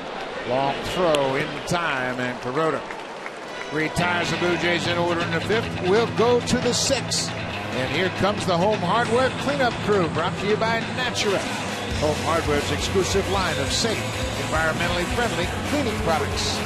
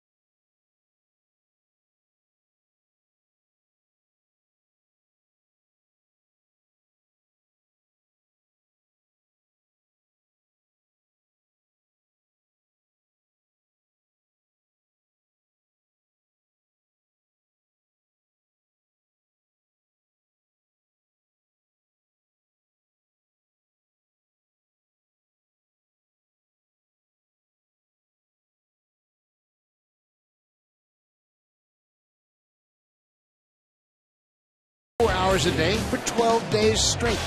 Weeknights on City, million-second quiz where time equals money. Right now, Tyler Redmond is money, shutting out the Yankees on just 3 hits. We move to the 6th. Blue Jays trying to take the series 2-1. It'll be 9-1-2 for the Yankees here in the 6th. Catcher Chris Stewart doubled back in the 3rd, and he was stranded at 2nd.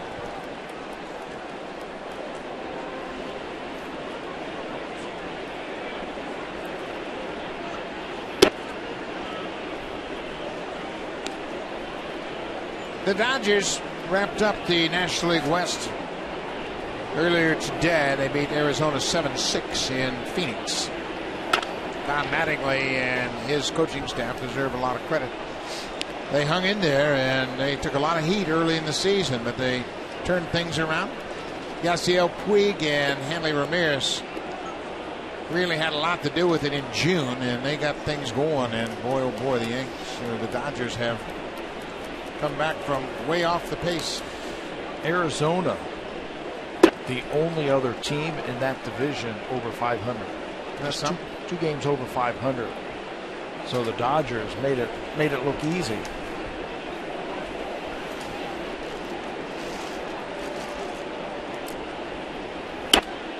Popped out of play. The Dodgers played well on the road. They had 41 wins, now 42 with their win this afternoon in Arizona. 42-33 on the road. Got a veteran ball club, and they've overcome injuries. They lost a lot of position players to injuries this year.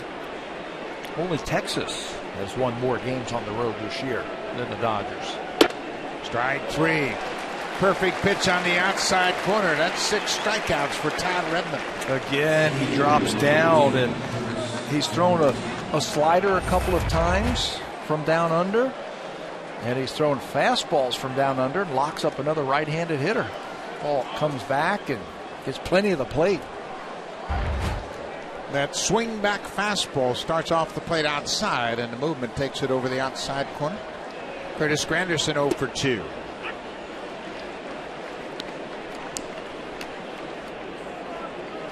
Of course, the Yankees are without Brett Gardner, their leadoff hitter and center fielder. That's good news for the Blue Jays. Gardner is a .335 career hitter against the Jays. He's got 17 steals in 20 attempts, and he always just seems to come up with big hits. Big hits, starts rallies, makes a great catch in the outfield. He's a good player. Here's another good player, Curtis Granderson. He's a free agent at the end of the year. That's going to be real interesting. Granderson, of course, has played long enough to have an outstanding track record, despite the fact that he's missed a lot of playing time this year with injuries. High and deep to right, and Granderson has just put the Yankees on the board. For Granderson, just his 7th home run of the season. That ball was up, and he went up and got it. Yeah, that was by design, a fastball that was up, trying to get Granderson to pop it up. And Curtis got all of that one. 7 home runs, now 14 RBIs for Granderson. And the Yankees have cut into the lead. Aaron Sebia wanted that ball up. They got it up, just not up enough. And Curtis puts it into the seats. Of course, Granderson coming off back-to-back 40 home run season, so that's not a surprise that he hit the ball out of the ballpark. He's a terrific power hitter.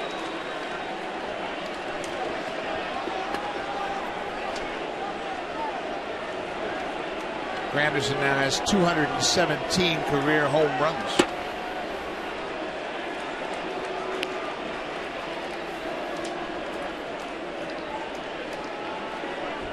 So it's a 2-1 ball game, and the Yankees, we mentioned how they have come back all year long against the Blue Jays.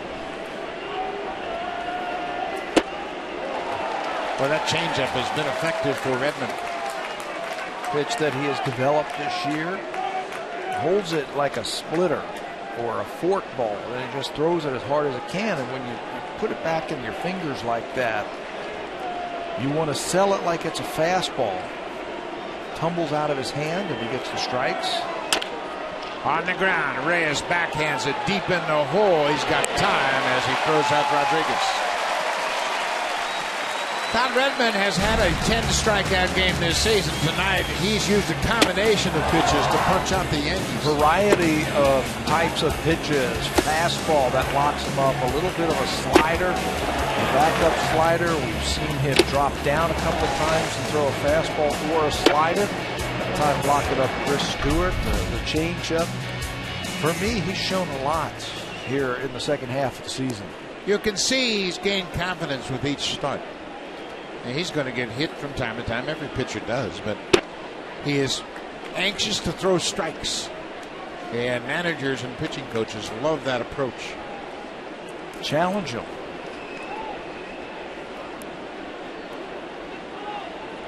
.69% strikes tonight for Redmond.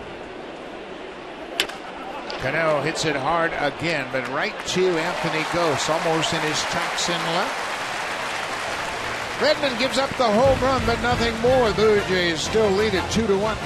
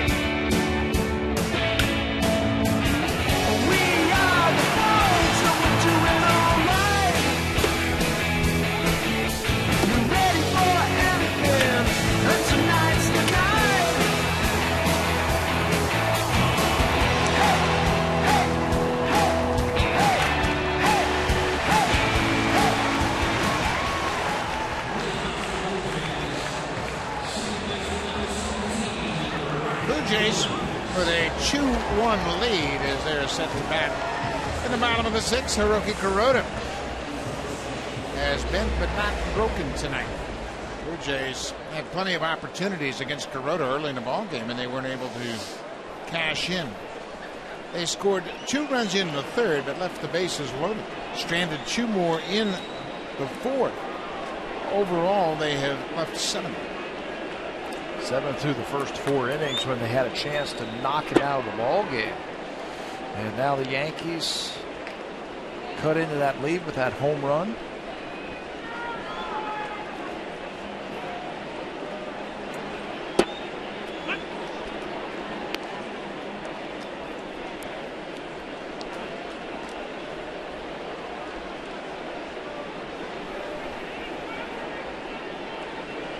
Ball on the strike.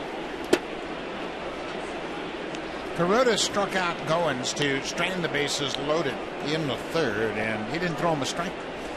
He bounced splitters up there, and Ryan, anxious to build on the 2-run inning, chased. Sometimes you got to let the game come to you. You can't force it.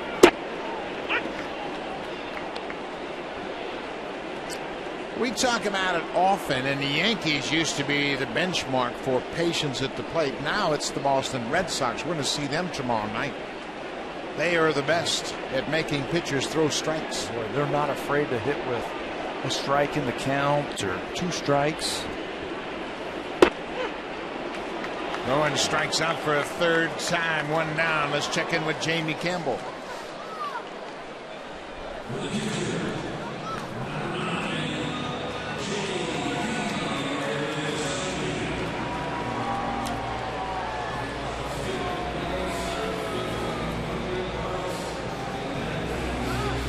5 hours and 9 minutes at Coors Field, and the Cardinals go down in 15 innings. And you look at that race, Pittsburgh beat San Diego 10-1 earlier this afternoon, and they are back in 4th now. Just 1 game separates the Cardinals from 2nd place Pittsburgh. How about Colorado? How many hits did they get this afternoon? Oof, 21. 7 runs on 21 hits. And how about Todd Helton? He had a contribution. He had a home run, his 588th double. Helton, like Mariano Rivera, is going to wrap up a very good major league career at the end of this season. There's Java Chamberlain heating up for the Yankees.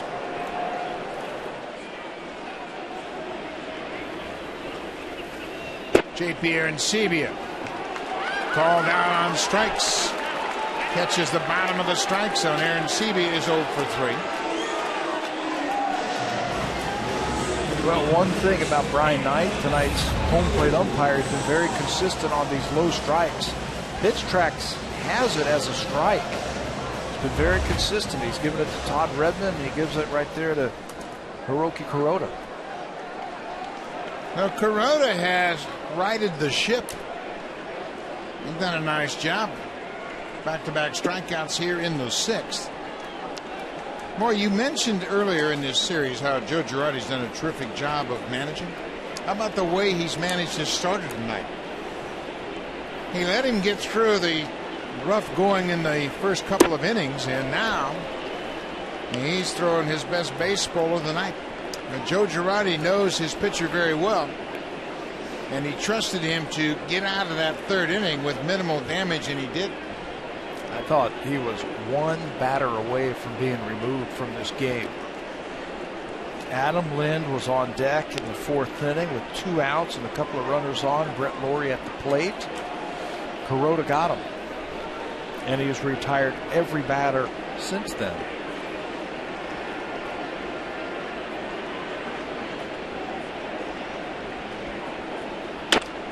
High and deep to right. Anthony Gose. This ball is gone. Anthony Gose, 3 for 3. Home run number 2 for Gose. He gets that run back.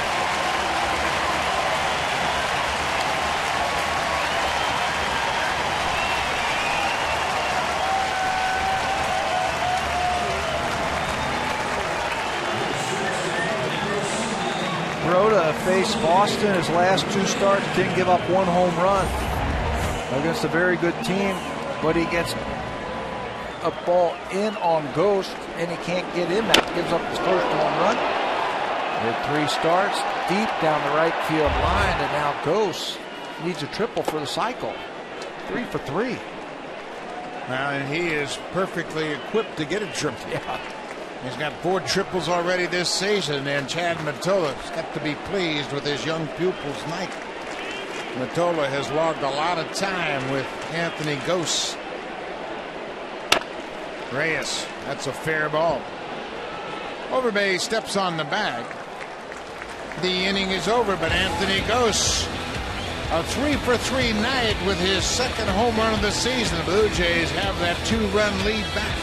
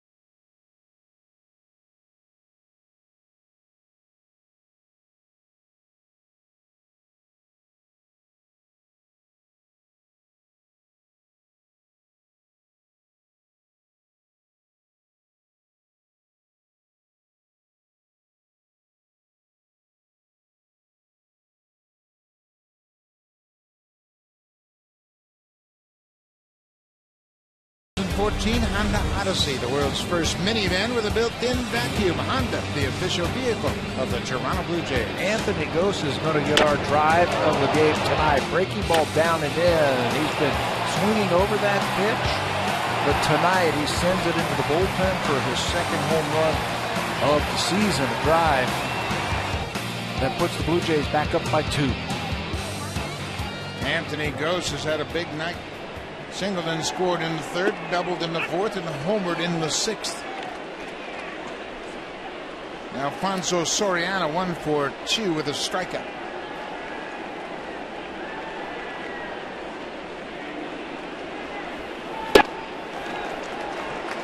Redmond has been down all night long. He elevated that 1 pitch to Curtis Granderson, and Granderson knocked it out of the ballpark, but for the most part, Redmond has owned the bottom part of the strike zone. Down. That pitch that was hit out was by design. It was supposed to be a high fastball. Just didn't get up high enough. Breaking ball pulled foul. Luis Perez is the left-hander loosening up. Dustin McGowan the right-hander.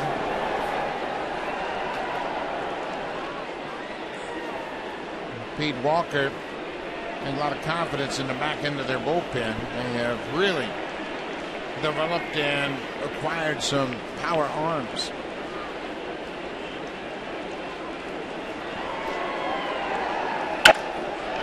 Down the right side, but that slice is foul. Well, they got plenty of arms down in that bullpen. Like you were saying, they've got 12 relievers. It's tough to find work for everybody.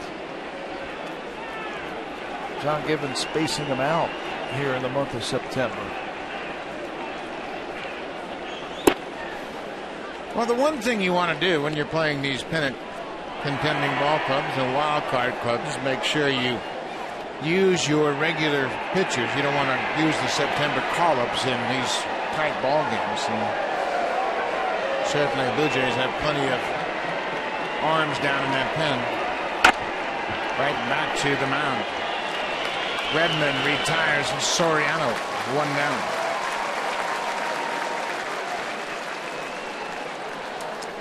For the year, the bullpen has been outstanding and featured a couple of all-stars in Brett Cecil and Steve Delamar. But you can see after the all-star break, as a unit, it kind of slumped a little bit. Opponents' runners in scoring position, that last one has jumped almost 20 points. The whip is a little bit higher. Everything's just a little bit higher except the one you want, the save percentage.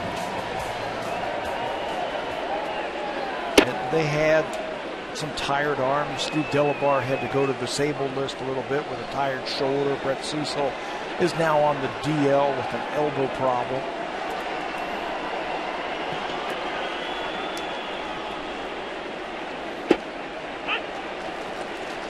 Ball on a strike to Vernon Wells. Wells has walked and popped out. Brett Cecil has left the ball club. He is making his way to Florida and will have his MRI done down in Florida to check out his forearm. Edwin Encarnacion had his successful surgery today in Cleveland. Another pop-up off the bat of Wells. Goins, the second baseman, makes the catch. 2 down. Let's check in with Jamie Campbell.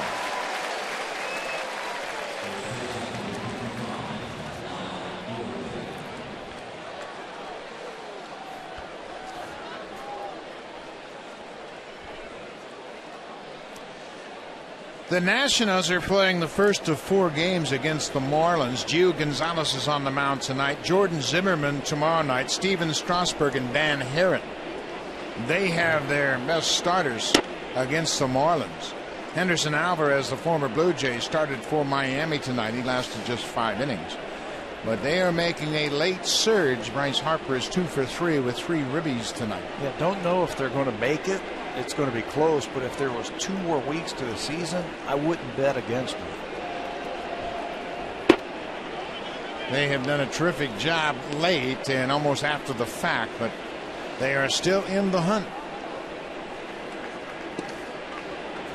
The Nationals at the start of play, 5.5 games back for that second wild card spot, and that's going to be a real challenge for them. Cincinnati has an off day today. They'll pick it up tomorrow in Pittsburgh against the Pirates. Matt Latos against Francisco Liriano will open up that series. On Saturday, a night game, Homer Bailey and A.J. Burnett and Bronson Arroyo will wrap it up for Cincinnati against Jeff Locke. Then the Reds go home to finish their season. They have the Mets and the Pirates to wrap it up at the end. The Pirates again. Pirates again. 6 games with the Pirates down the stretch. Wow, somebody knew what they were doing when they put that schedule together. These 2 teams are going to be battling it out down to the last day. St. Louis, after losing to Colorado, will go to Milwaukee for a 3-game series starting tomorrow night. While Overbeck caught looking. What an inning for Todd Redmond. If it's his last, he did a punctuation mark. 3 up, 3 down into the 7th.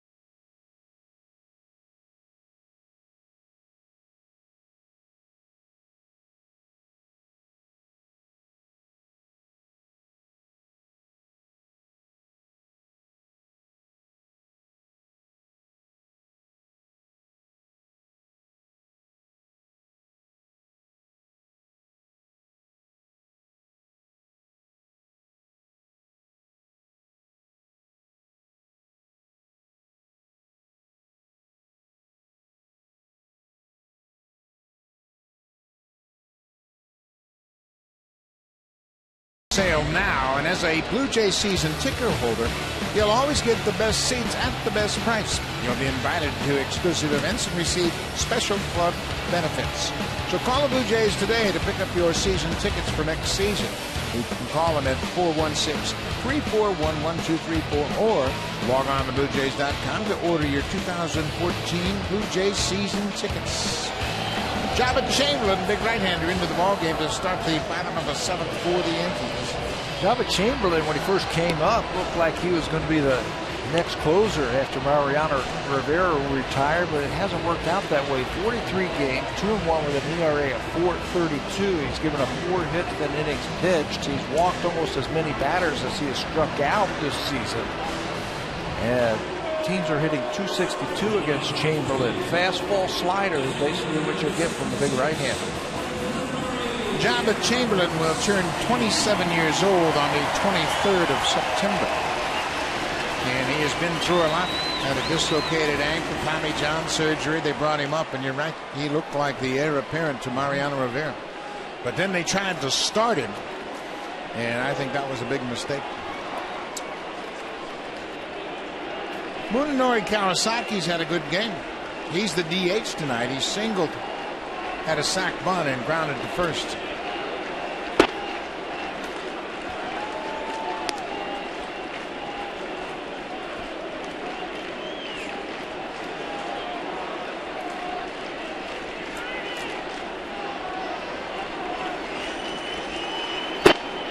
Two and 0.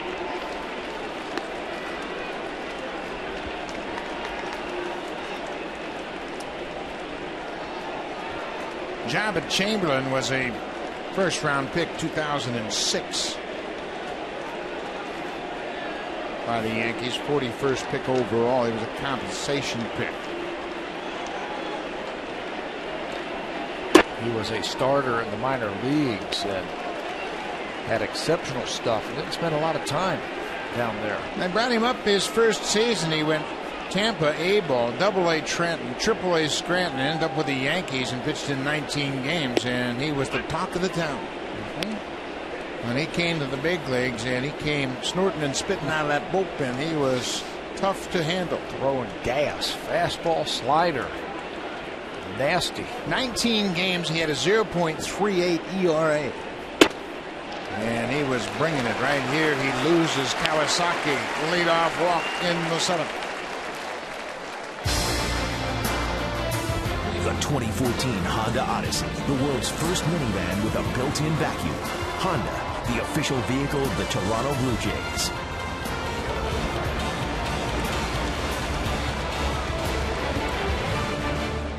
Beautiful Rogers Center with the roof wide open. Blue Jays will wrap up this homestand and head to Boston after this game. Brett Laurie takes the first pitch strike from Chamberlain.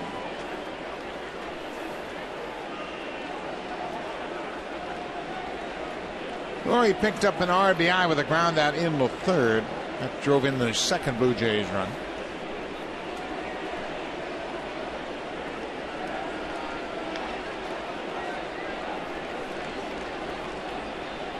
Kawasaki is 7 for 8 in steal attempts this year.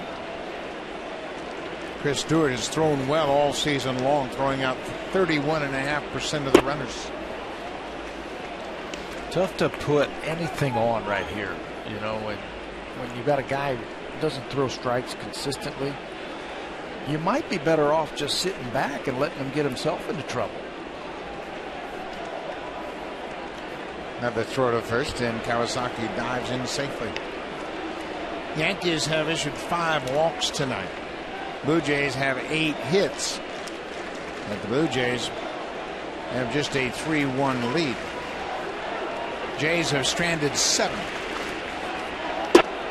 Well, you talk about a short leash. I think there's a short leash also on Jabba Chamberlain right now. They can't afford to give up any more runs. It's getting late. Well, we saw Girardi and his short leash with Chamberlain in New York last time we were there. Brought him in, and he gave up a walk and a hit, and he was out of the game. Misses with that breaking ball. 3-1. Double barrel action for the Yankees. Cesar Cabral has been up before he is back up again, and the right-hander is Sean Kelly. On the ground, Cano can't get to it. Robinson Cano's not moving around well at all at second base, and that ball gets past him. He tried to keep it on the infield, dove for it, and didn't come close. Rory has his first hit of the night. Turf has a way of doing that because it's quick. Ball hits down on that ground and it gets by. You can see he's shaded over towards second base in case there's a double play. Ball's hit to his left. He gets by him and into the outfield. Yeah, he's not moving well at all, and we saw this on the bases in this series. That time of the year, Cano is starting for the 145th time at second. So Laurie's at first, Kawasaki's at second for Adam Lind. Lind has a single in 3 at-bats tonight.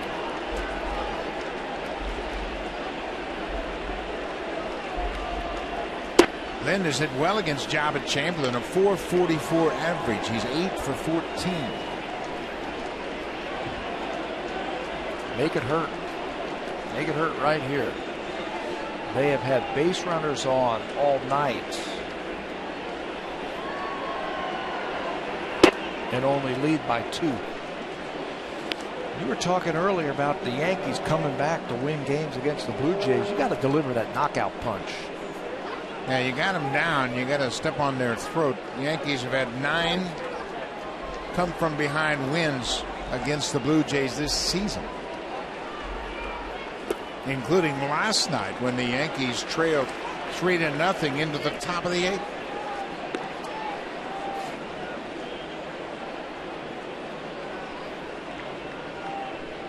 John Gibbons has a bullpen working.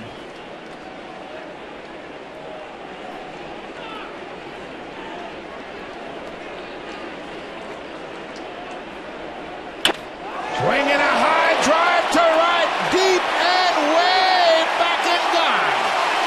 Adam Lind, his 22nd home run of the night, a 3-run shot. And that's the hit the Blue Jays were looking for. Maybe that's the knockout punch.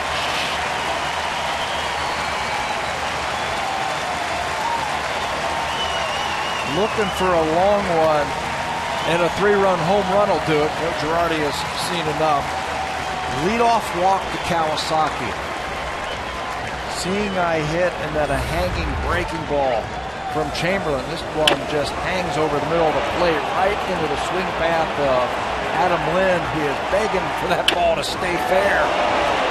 It straightens out, and it's 6-1. 3 RBIs on the home run. That gives Lind 61 for the season, but more importantly gives the Blue Jays a 6-1 lead.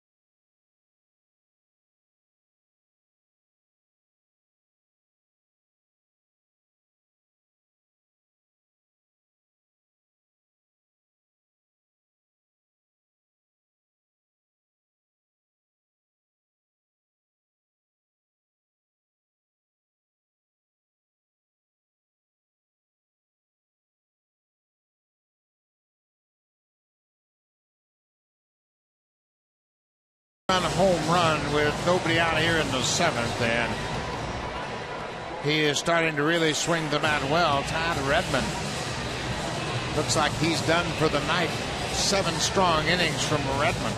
Another great outing for him, and now Cesar Cabral comes out of the bullpen, making his 6th appearance for the Yankees. He can strike you out.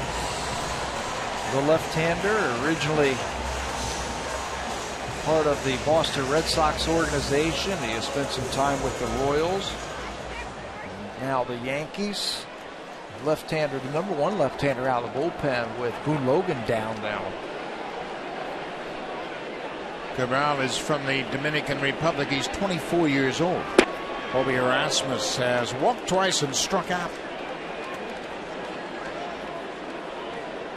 32,003 in attendance here at Rogers Center. And there's a buzz around the ballpark right now. Adam Lind, with his 3-run home run, has given the Blue Jays a 6-1 lead. Cabral made his major league debut with the Yankees on September 2nd this year. And as Pat mentioned, he was originally signed by the Red Sox as an amateur free agent in 2005. He's had an interesting career in that he has been selected by the Red Sox, signed by the Red Sox as a free agent. Tampa Bay took him in the Rule 5 draft in 2010. Then the Blue Jays took him from Tampa Bay on waivers, and a couple of days later Tampa Bay took him back. Rasmus goes around. He strikes out. Second time he has gone down swinging. So Cabral in here trying to get the Yankees out of the 7th inning. Java Chamberlain came in, walked Kawasaki, gave up a single to Laurie and a 3-run bomb to Adam Lind. You got to break this one wide open right here. Mark DeRosa is going to have to grow a beard like Adam Lind. Earlier he had a wig on like Kobe Erasmus. Moises Sierra singled his first time up, walked in, and has grounded out.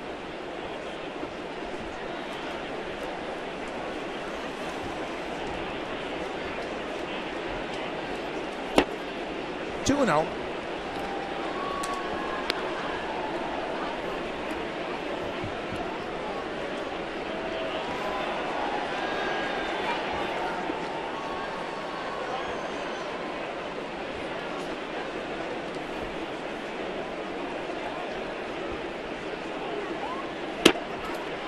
Now 3-0.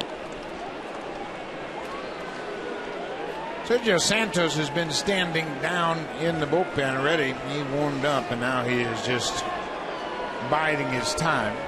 He should go sit down until there's 2 outs, because he was getting warm quickly to come in here. Todd Redmond's already gotten shake, and his night's over. 3-1. Santos is going to come into this ball game. They want to burn it out there. Just sit down. Take it easy until there's 2 outs.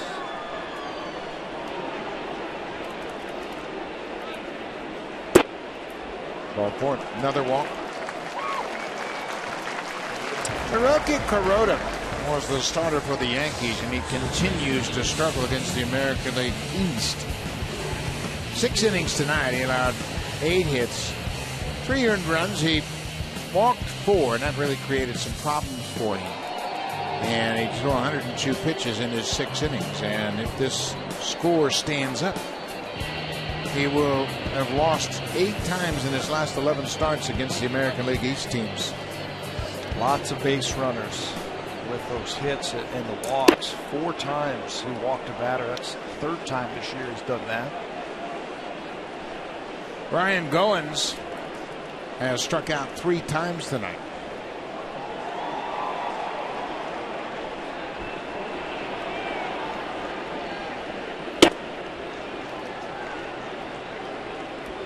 Ball on the strike. We're in the bottom of the 7th.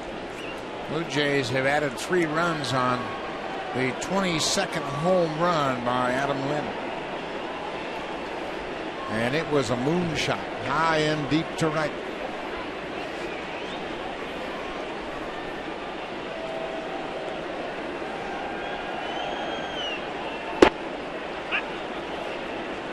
Ryan Goins has to feel like he's been the only one that made perfect pitches to tonight.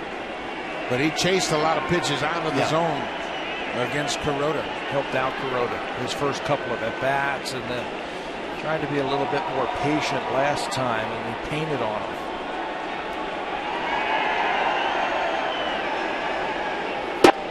Strike 3 called. 2 down. Fans, in this issue of Sportsnet magazine, Sin star Bobby Ryan opens up about his childhood being on the run from the FBI and how he survived it. Subscribe now at sportsnet.ca/magazine and read all about it. And awful lot of great stories in that magazine. Cabral is out of the ball game, the right-hander. Matt Daly comes in. 2 outs here in the 7th.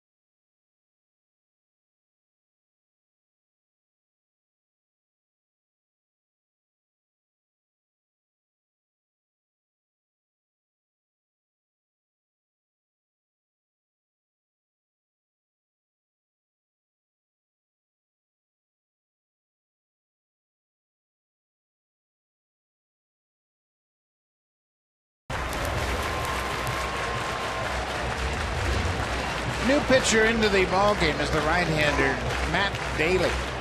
Daly is 31 years old, and he has been around. He was with the Colorado Rockies, came up with the Rockies in 2009, and he finished up the season there. And Matt Daly on trying to close out this 7th inning.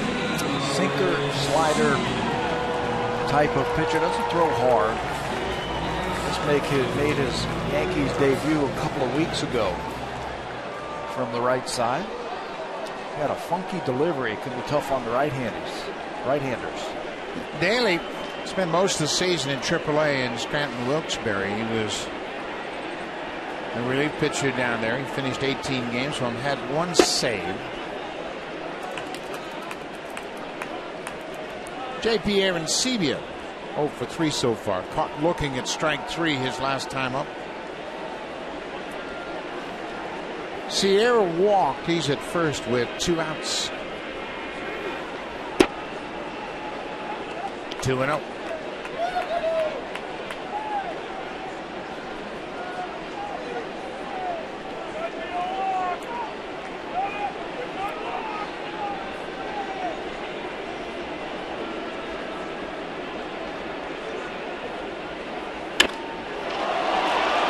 Fly ball to center. Granderson is there. Arencibia is retired. The inning is over.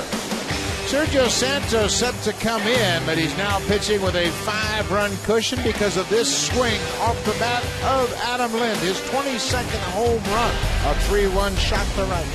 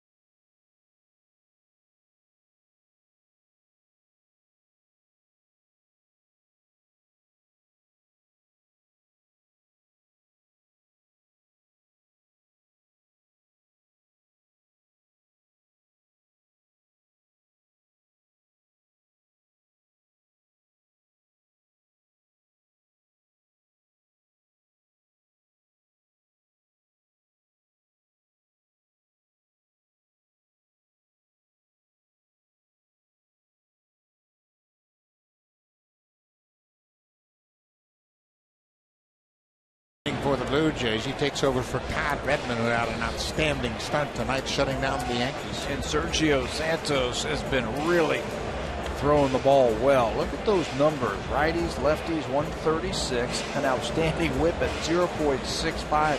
He's only walked 4 batters all season long. 0-1 record, 180 earned run average.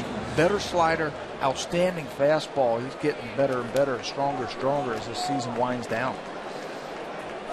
Kevin Pillar takes over defensively in left field. With that move, left fielder Anthony goes from left to right. Anthony is in right, taking over for Sierra, who's out of the ball game. So Pillar is in the spot occupied by Sierra. Up and into Mark Reynolds. It's 7, 8, 9 in the Yankees lineup.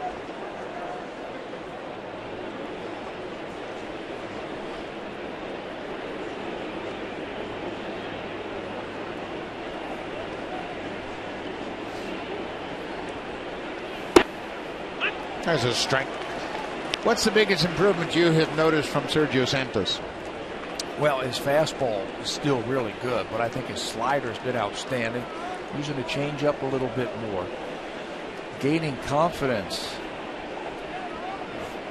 John Gibbons and I were talking before the game today. I was asking him about Santos, and he's been very impressed with him. Really likes what he brings out of that bullpen late in the ball game.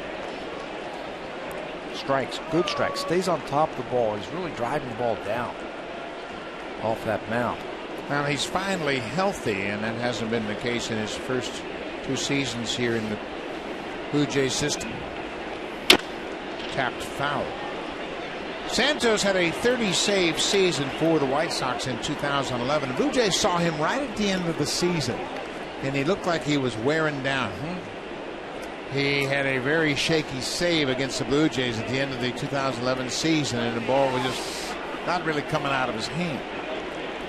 And then he missed a lot of time last year, underwent surgery, and now he looks healthy for the first time. And he makes quick work of Mark Reynolds.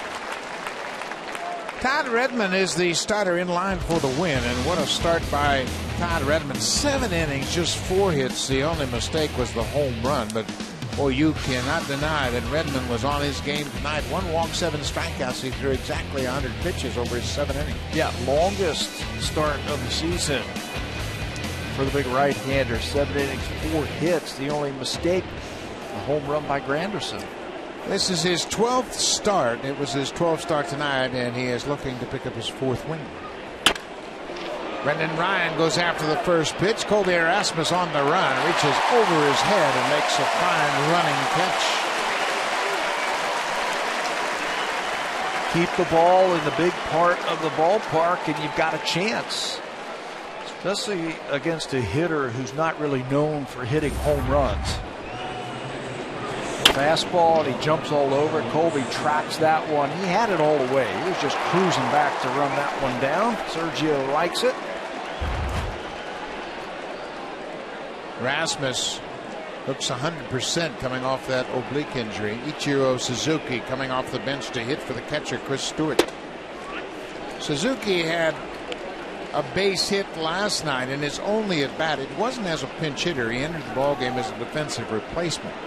But he led off with a single in the ninth.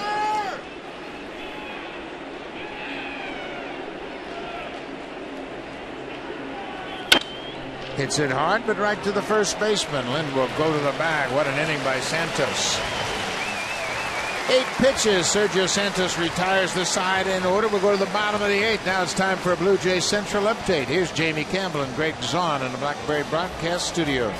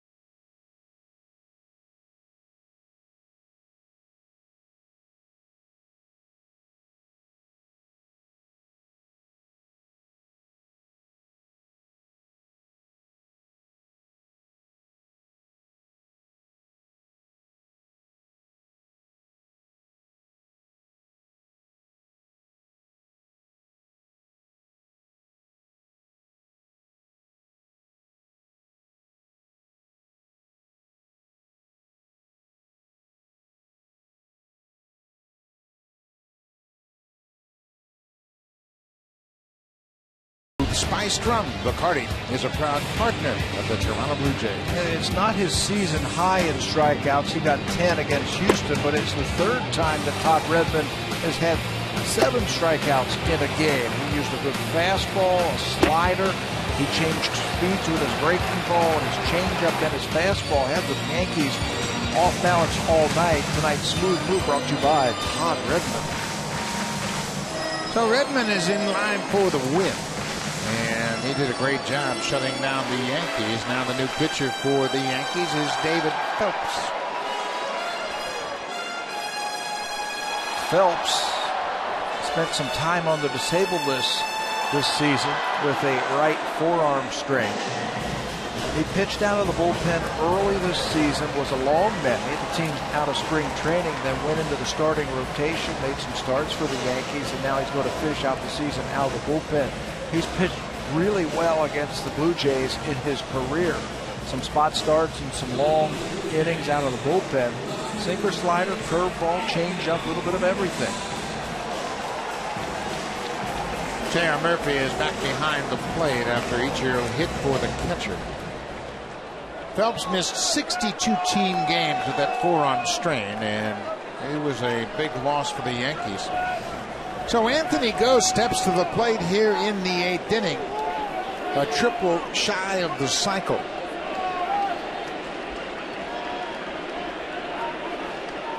Jeff Fry is the last Blue Jay to hit for the cycle in 2001. Anthony Gose has 4 triples this season.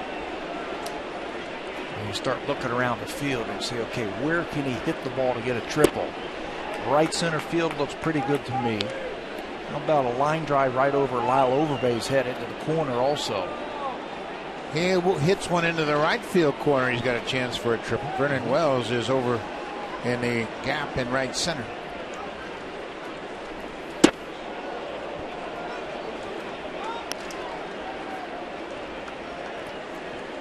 David Phelps pitched last year with the Yankees. There you see the night for Gose, single, double, and a homer.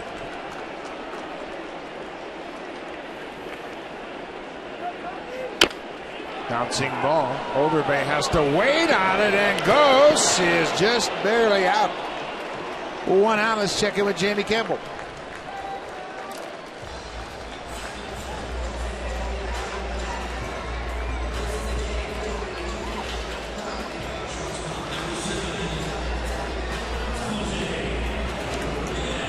John Lackey has thrown the ball very well in the second half of the season, coming back from surgery, and he had 8 strikeouts in that complete game 2 hitter. His ERA is 3.44. Blue Jays are going to get a look at a red-hot pitcher when they go in there, and John Lester has been on fire lately. Really doing a great job throwing a baseball in Boston. That whole pitching staff, they're not limping to the finish line. They are running right through the tape. They got 5 guys that they can throw out there, one every day to help you win a ball game. John Lester over his last 8 starts has a 1.86 ERA, and the opponents have hit just 2.14 against Lester. The Red Sox tonight with that win, that's their 93rd win of the season. Quite a turnaround for Boston, and it all started with that big multiplayer trade last year. And they brought in some character guys. Mike Napoli, Johnny Gomes, Shane Victorino, Stephen Drew. And they've all fit in very nicely. Ryan Dempster, Jake Peavy. Just character guys. Not necessarily the best players available, but real good team players. That's what they wanted to do. That was the plan, because you got to be around the guys for 7 months. You got to pull for each other. You got to play like a team, and they've done it. Reyes gets jammed and lifts the pop-up down the right side. Vernon Wells with the long run will get there. 2 down. Mariano Rivera worked an inning and a third last night to pick up his 44th save of the season, his 54th career save against the Blue Jays. And it was vintage Rivera. Everybody in the ballpark knows what's coming, but you still can't hit it. And I'm telling you, it has been a pleasure to watch him at his craft over the last couple of decades. He was honored in a ceremony before the ball game tonight, as has been the case as he's made his way around the ballparks, wrapping up his illustrious career. A class act, and he treats everybody with dignity. And that's the way he's handled his entire career. That's one of the classiest things that I've ever seen in professional sports. He's good. He knows he's good, but he wants to share that with people. And the farewell tour, going around and meeting all the people behind the scenes in these organizations. I mean, classic. Yeah. And he spent an hour, and he did that meeting with the Blue Jays people here the last time the Yankees were in town. And he was sincere and genuine, answered everyone's questions, and was so accommodating. First class all the way. So the inning is over. The Yankees will bat in the ninth. They trail by 5. The Blue Jays trying to win this series.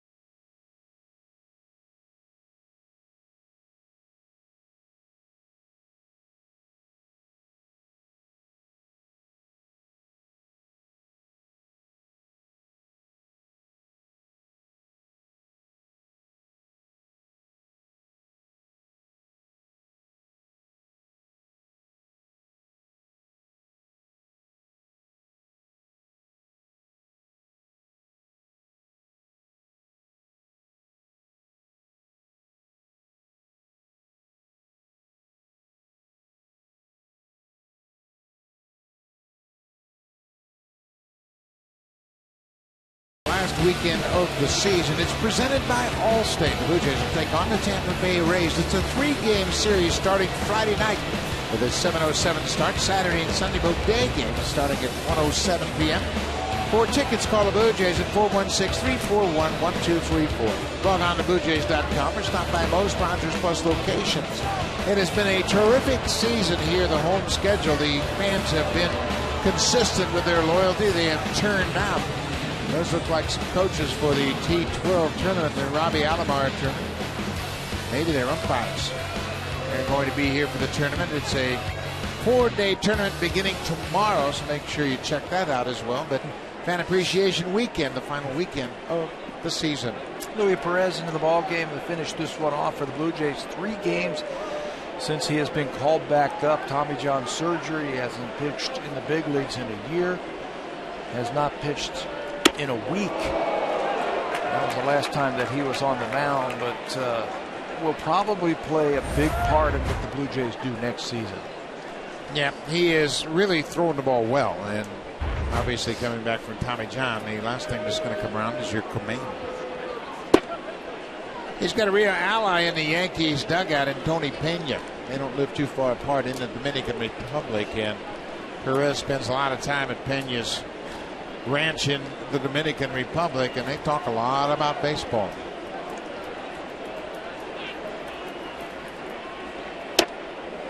Misses with the first 3 to Granderson. Curtis Granderson responsible for the only Yankee run tonight. Hit a solo home run in the 6th of Todd Redmond. His 7th home run of the season.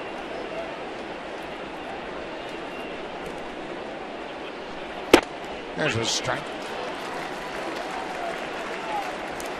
Lots going on around the baseball world. You heard the Red Sox behind John Lackey beat the Orioles. Colorado beat the Cardinals in 15, while the Pirates beat up on the Padres. So that NL Central race is just a game apart now. Cardinals ahead of the Pirates. Cincinnati has the day off. They'll pick things up tomorrow night in Pittsburgh against the Pirates. Alex Rodriguez on deck. He's gone 0 for 3 with a strikeout. 3-2 pitch to Granderson. He strikes him out. One down. Now for a preview of what's coming up on Connected. Here's R.J. Brownhead and George Papoulos.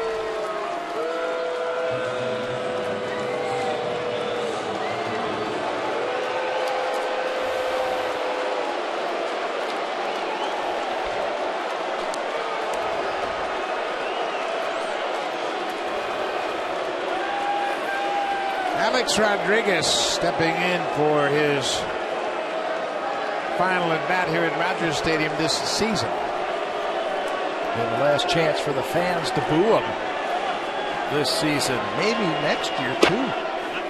He has appealed a suspension, and that is to be determined in the offseason.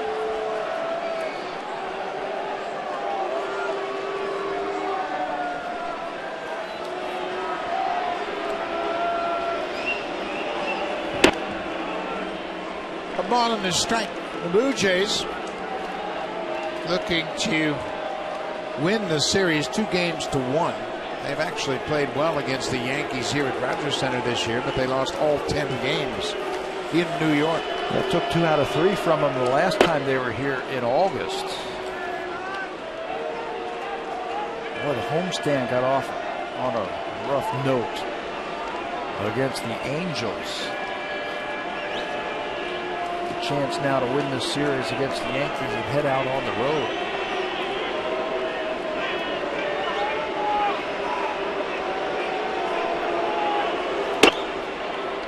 Ball 3. Friday night at Fenway Park, Esmail Rogers will open things up against John Lester. Saturday night, the left-hander Mark Burley against Felix Dubrandt. And Sunday, R.A. Dickey against Clay Buchholz, who's 11-0 for the season.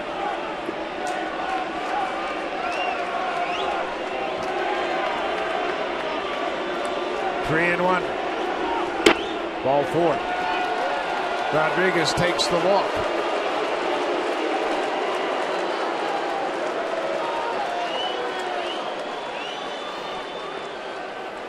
Well, Robinson Cano, the second baseman, Cano has doubled in 3 trips to the plate tonight. Hit a ground rule double to straightaway center. Took one hop on the warning track and bounced out of play. Hit the ball hard 3 times tonight. Hit a seed right at Reyes, the shortstop, on one hop in the first inning, double, and then lined out the left field.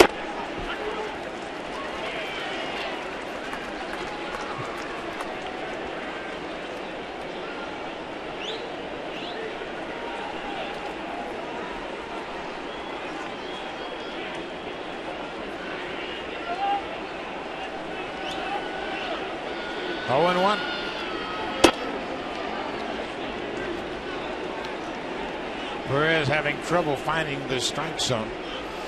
I think that's just some rust. Again, he hasn't worked in a week. A lot of pitchers down there, a chance for a lot of them to get work.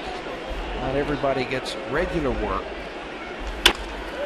Cano continues to rake against the Blue Jays. Another line drive, base hit to center. 2 for 4 for Cano. John Gibbons popped out of the dugout. He's got Jeremy Jeffress warming up down in the bullpen. And looks like he's made the call. Alfonso Soriano, right-handed batter, is the scheduled hitter. So it's the big right-hander, Jeremy Jeffress, on to face Soriano when we come back.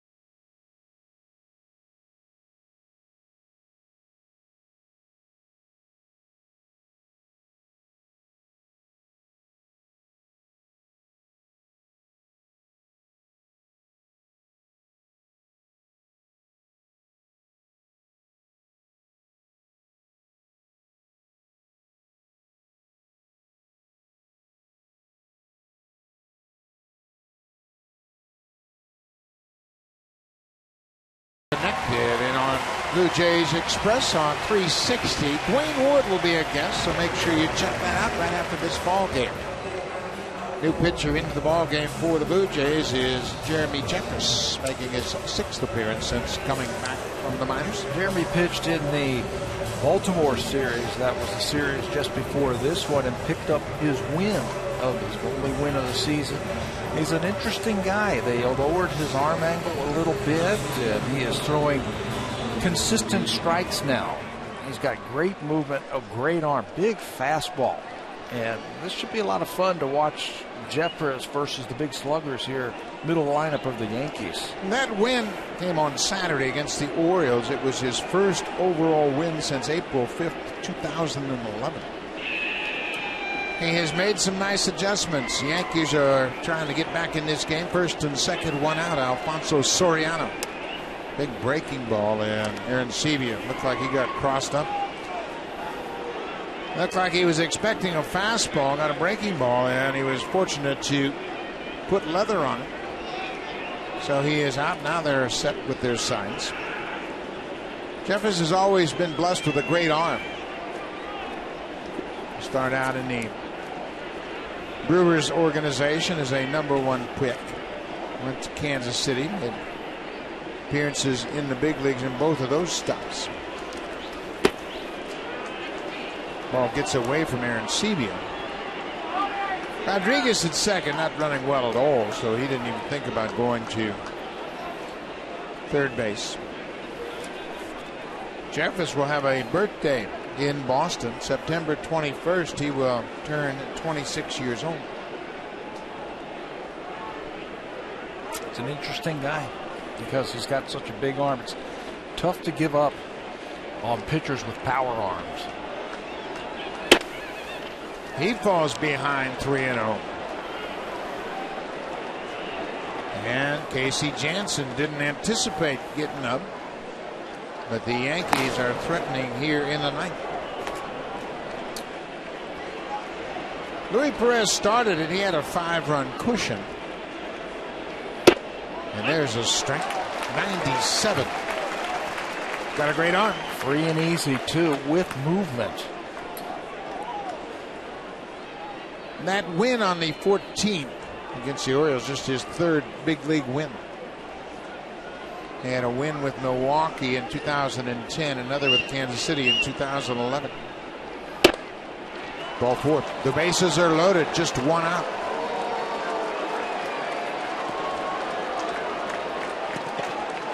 Yankees making it interesting. Soriano walks, and John Gibbons moving around. Casey Janssen is loosening up in the bullpen, and Gibbons are going to make a change. Jeremy Jeffress walks Alfonso Soriano. I wonder if he's going out there to talk to him. I don't know if he's made the move. Janssen just got up. I don't know if he's loose yet. He might want to buy some time right here by taking a slow walk out to the mound and talk to his young relief pitcher. Jeffress had 7 saves in 25 games. And I think if he leaves him in here, the message is, hey, the guy at the plate can't beat you. Well, the message is, I'm going to Casey Janssen. So Gibbons took a slow walk to give Janssen a few more pitches in the bullpen. Jeffress walks the only batter he faces. Brendan Wells will face Casey Janssen when we come back.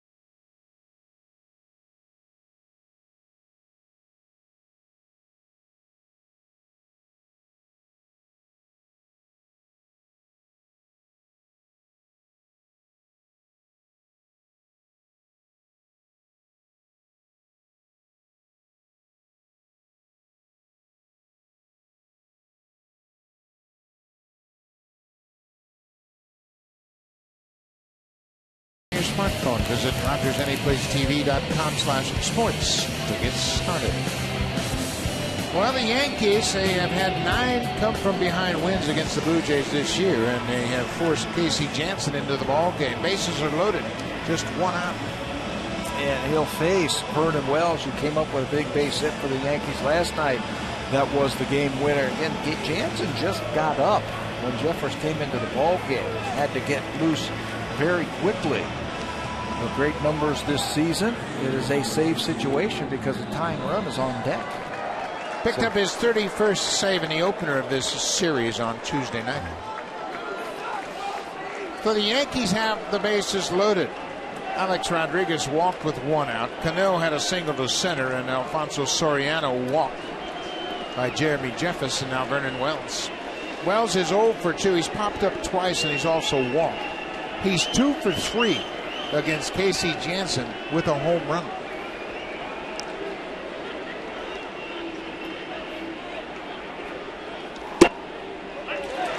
Casey's strength is his command. He can command all 4 pitches to both sides of the plate. And he'll have to do that right here. That was a good first pitch, a breaking ball right on the outer half. Trying to get Vernon Wells to get it on the ground, roll over on that pitch. On the ground, Goins goes to first. Wells is retired. Rodriguez comes in to score. It's a 6-2 ball game. Wells picks up the RBI. That's his 10th RBI against the Blue Jays this season. But more importantly, Jansen gets the out. Gets the out, and they still can't get that tying run to the plate.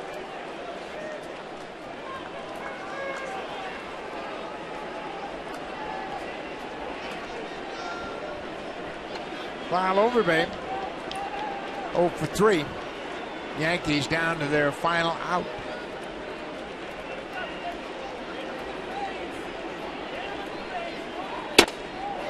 Home run cut, swung right through it.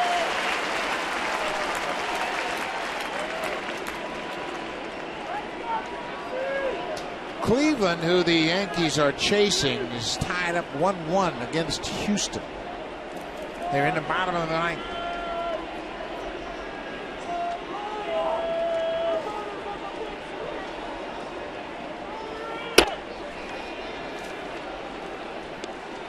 Tribe gets the worst team in baseball, 4 games at home.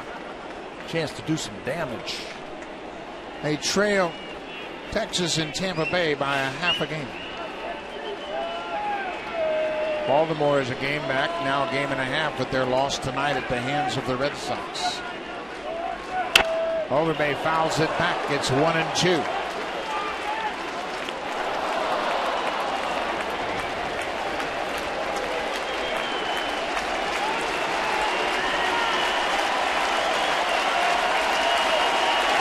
$32,003 here at Rogers Center tonight. Anxious to take the series.